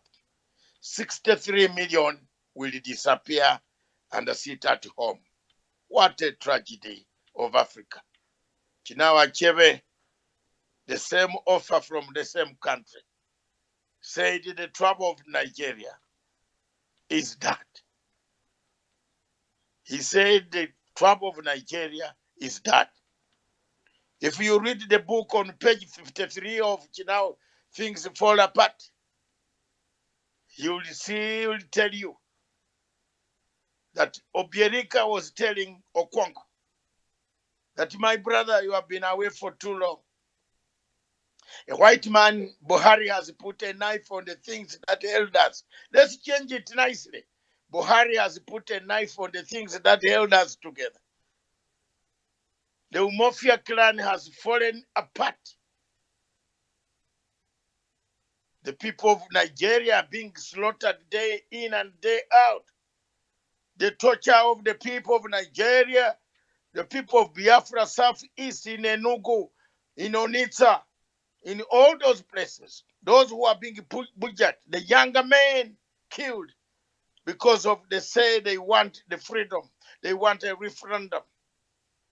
Give them a referendum and stagger their departure. The bigger countries in the east, in the west, that also hold a referendum, like Britain. Britain holds a referendum to leave European Union, but it doesn't want Nigeria to hold a referendum to give the Biafran a right to exist. What a contradiction. What type of the world are we in? I speak today, and as I speak and I talk to many, to the millions of you people who will take this clip, that remember me. I've stood for the people, the oppressed people of Africa, the people of Amazonia across in Cameroon. They suffer the same fate. The people of Amazonia are slaughtered like you are slaughtered across in Nigeria. The struggle for a better Africa, a united Africa cannot emerge when one part of the Africa is bleeding. You cannot emerge with one Africa bleeding. One part of Africa is bleeding, and you tell us to unite. Unite and do what when there is blood flowing?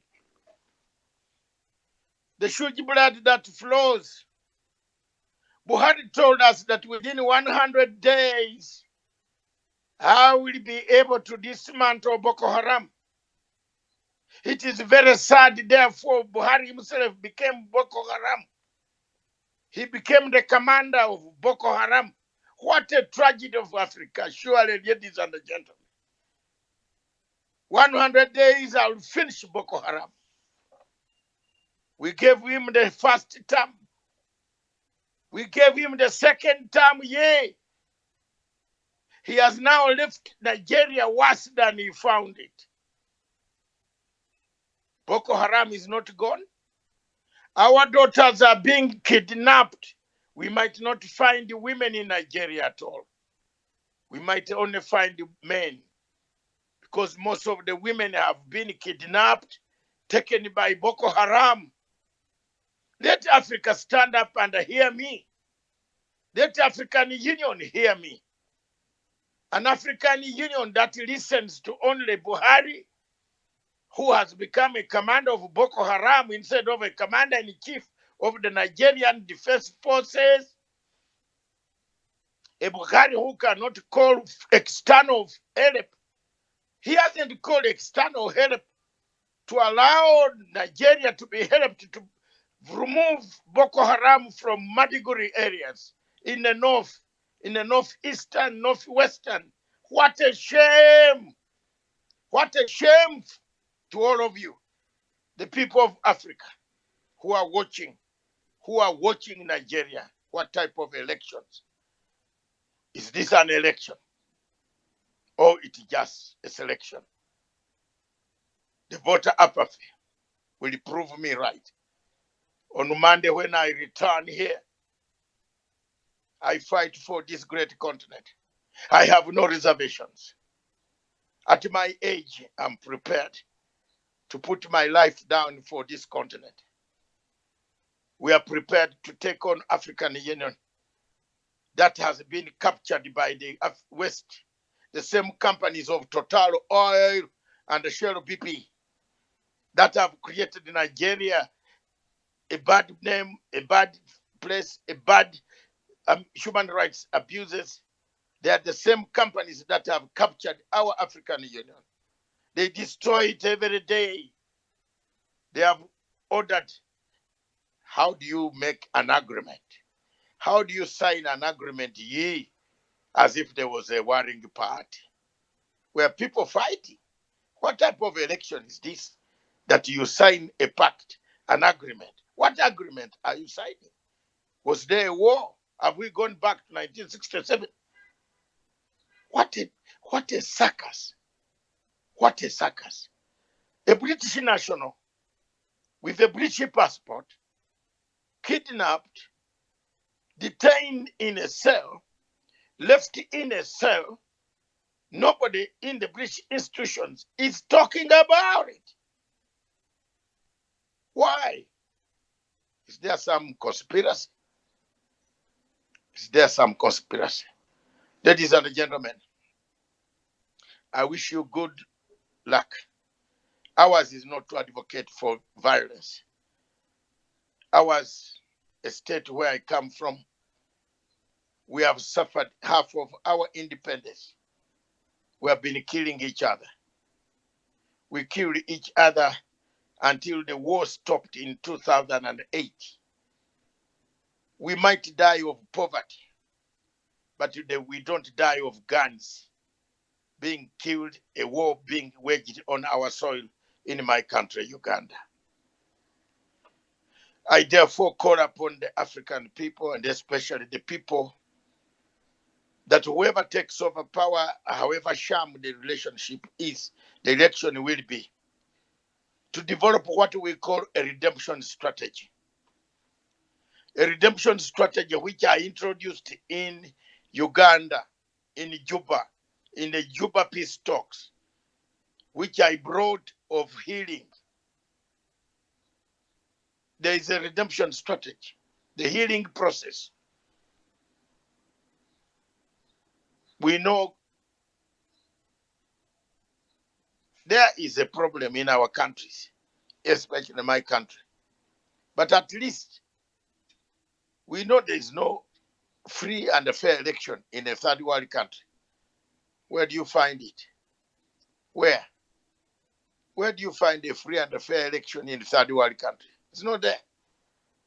South Africa tries, the only country on African continent that tries, because it uses a post-election, a proportional representation system.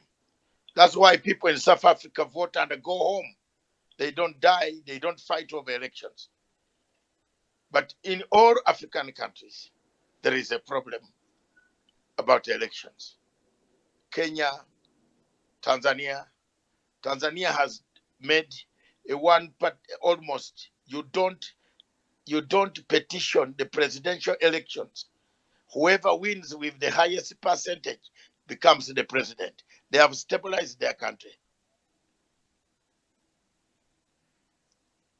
They have stabilized their country. You can vote. I have not told anybody not to vote. You can go and vote. That's it. But I am talking today about the voters' apathy. Why would we waste all that naira, almost billions and billions of dollars, to register people? Then they don't come up to vote. It means something has gone wrong. It means the state has collapsed. It means governance has collapsed. Ambassador Okero, you and I worked together long time ago. You are from Uganda. It is true, we have a deficit of democracy, but we don't have war. The type of war which is in this state called Nigeria at the moment, it will not give a human being passion to go and vote. My co-host Miriam, just say a few words and thank the people. I have eaten all the words. Ambassador, you keep on putting your hand down. Can you come up and tell me why you are putting your hand down, please? Because I'm an elder, and I want to hear another person. Ambassador, now you can speak. Ambassador Okero from Uganda, you are on the platform.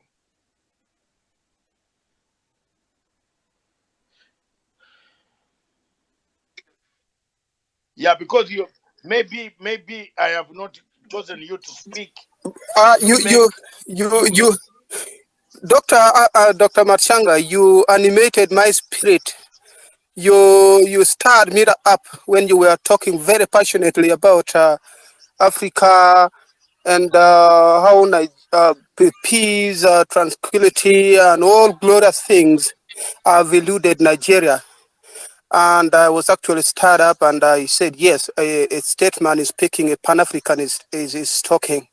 But well, when you begin to talk about Uganda, and you said, whereas we have there is no war in Ambassador, Uganda. hold the horse. Ambassador, hold the horse. I want to give you time to speak. Why I spoke about Uganda is for the last half of our independence, we spent time, Idi Amin overthrew our first good government. We went to exile. You know very well, you and I came back fighting on foot. We liberated that country. We gave it a new president. He was taken down, 68 days. We gave him another new president, 1 year and 22 days, he was taken down.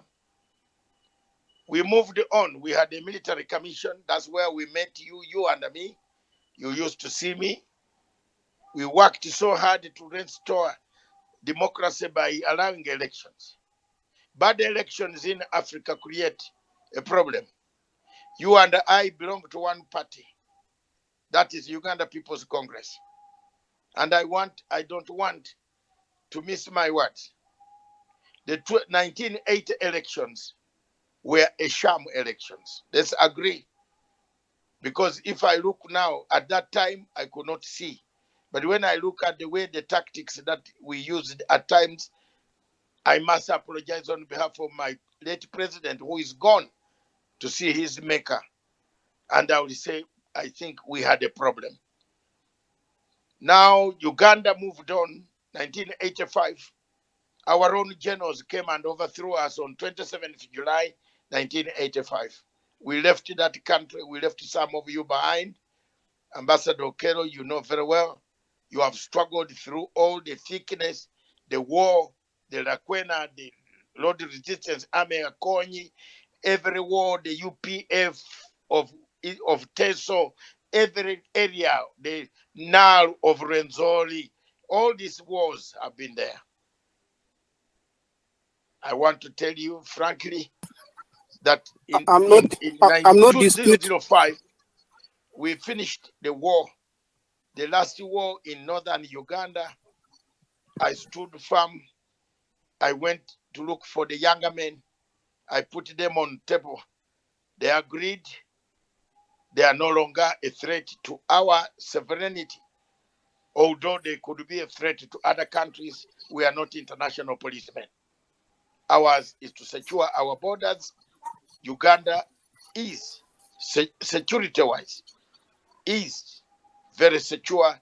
No war is taking place. But when it comes to democracy in Uganda, I speak my mind out. We don't have a full-fledged democracy. You are right, Doctor. Let me just make a point that I wanted to. Ambassador, that's where I annoyed you. So no, you didn't annoy me, Senior. You did not annoy me. It's just the disagreement is very normal. So you just made a point. Thank you. Just let me make my submission and give space for others. You made a submission that Ambassador Okero, we lost you. Hello, I am here. Hello. Okay, thank you very much, Miriam. Yeah. Hello, I'm here. Of course. Are you getting me now? Hello.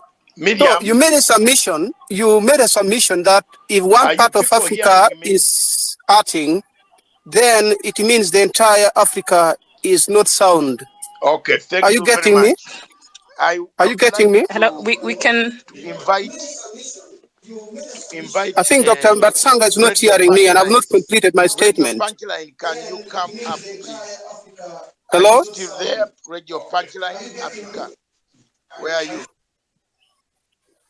Dr. Matsanga, I was still making my submission, and I'm to conclude just in a matter of 1 minute or less. Yeah, we are having, sorry, Ambassador, we're having a problem with our connection. I think both from the studio and from Dr. Matsanga's side. So there's a bit of a confusion there. Come here to do a post-mortem.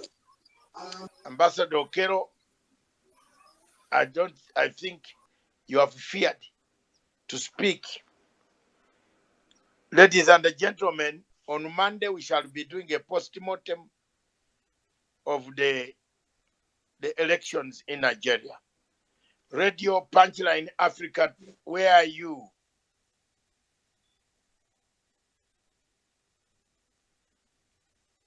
Where are you? Stephen in Nairobi, where are you?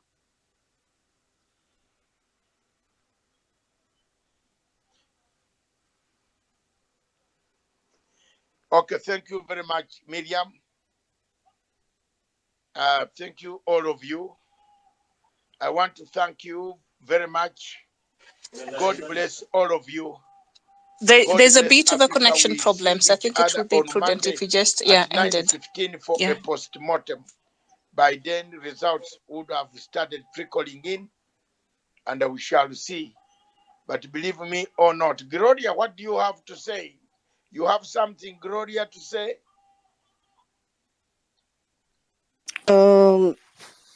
Gloria? Yeah, I just want to say thank you, everyone. I wanted to respond to the other is it Miss Tweet, but I think you're already closing, so I'm not gonna spend too much time, so everyone could just have their time. But I just wanted to just quickly before we leave, when she said we should give chance for P2B since Biafra, we've been trying for Biafra and it's not forthcoming. So I just want to quickly say to her that when you are doing something or pursuing something, Gloria? yeah, can you hear me? Can you hear me? Can somebody hear me, please? We Okay, can hear they you. can hear me. They can hear me. Doctor, I think your connection or something is so. I'm quickly gonna round up quickly since the network is bad. Okay. Thank you very much. And the gentlemen, do you hear me now? Yeah, they can hear you, but can I finish what I was Okay, saying? thank you very much. I think we have Oh my God. a problem today. I want to take this opportunity to Okay. thank you all. God bless you. Have a nice weekend. You too. Enjoy your holidays, wherever you were, those in America. Thank you very much. I can't Okay. hear you. I cannot hear you. Something has gone wrong, We are hearing you. but Anyway. it is okay. We have come to an end. I was calling you, Stephen, to come and give music to the platform as people. I don't have extra energy now. I don't know why you have gone down. I don't have extra energy. Come in and come back to the platform.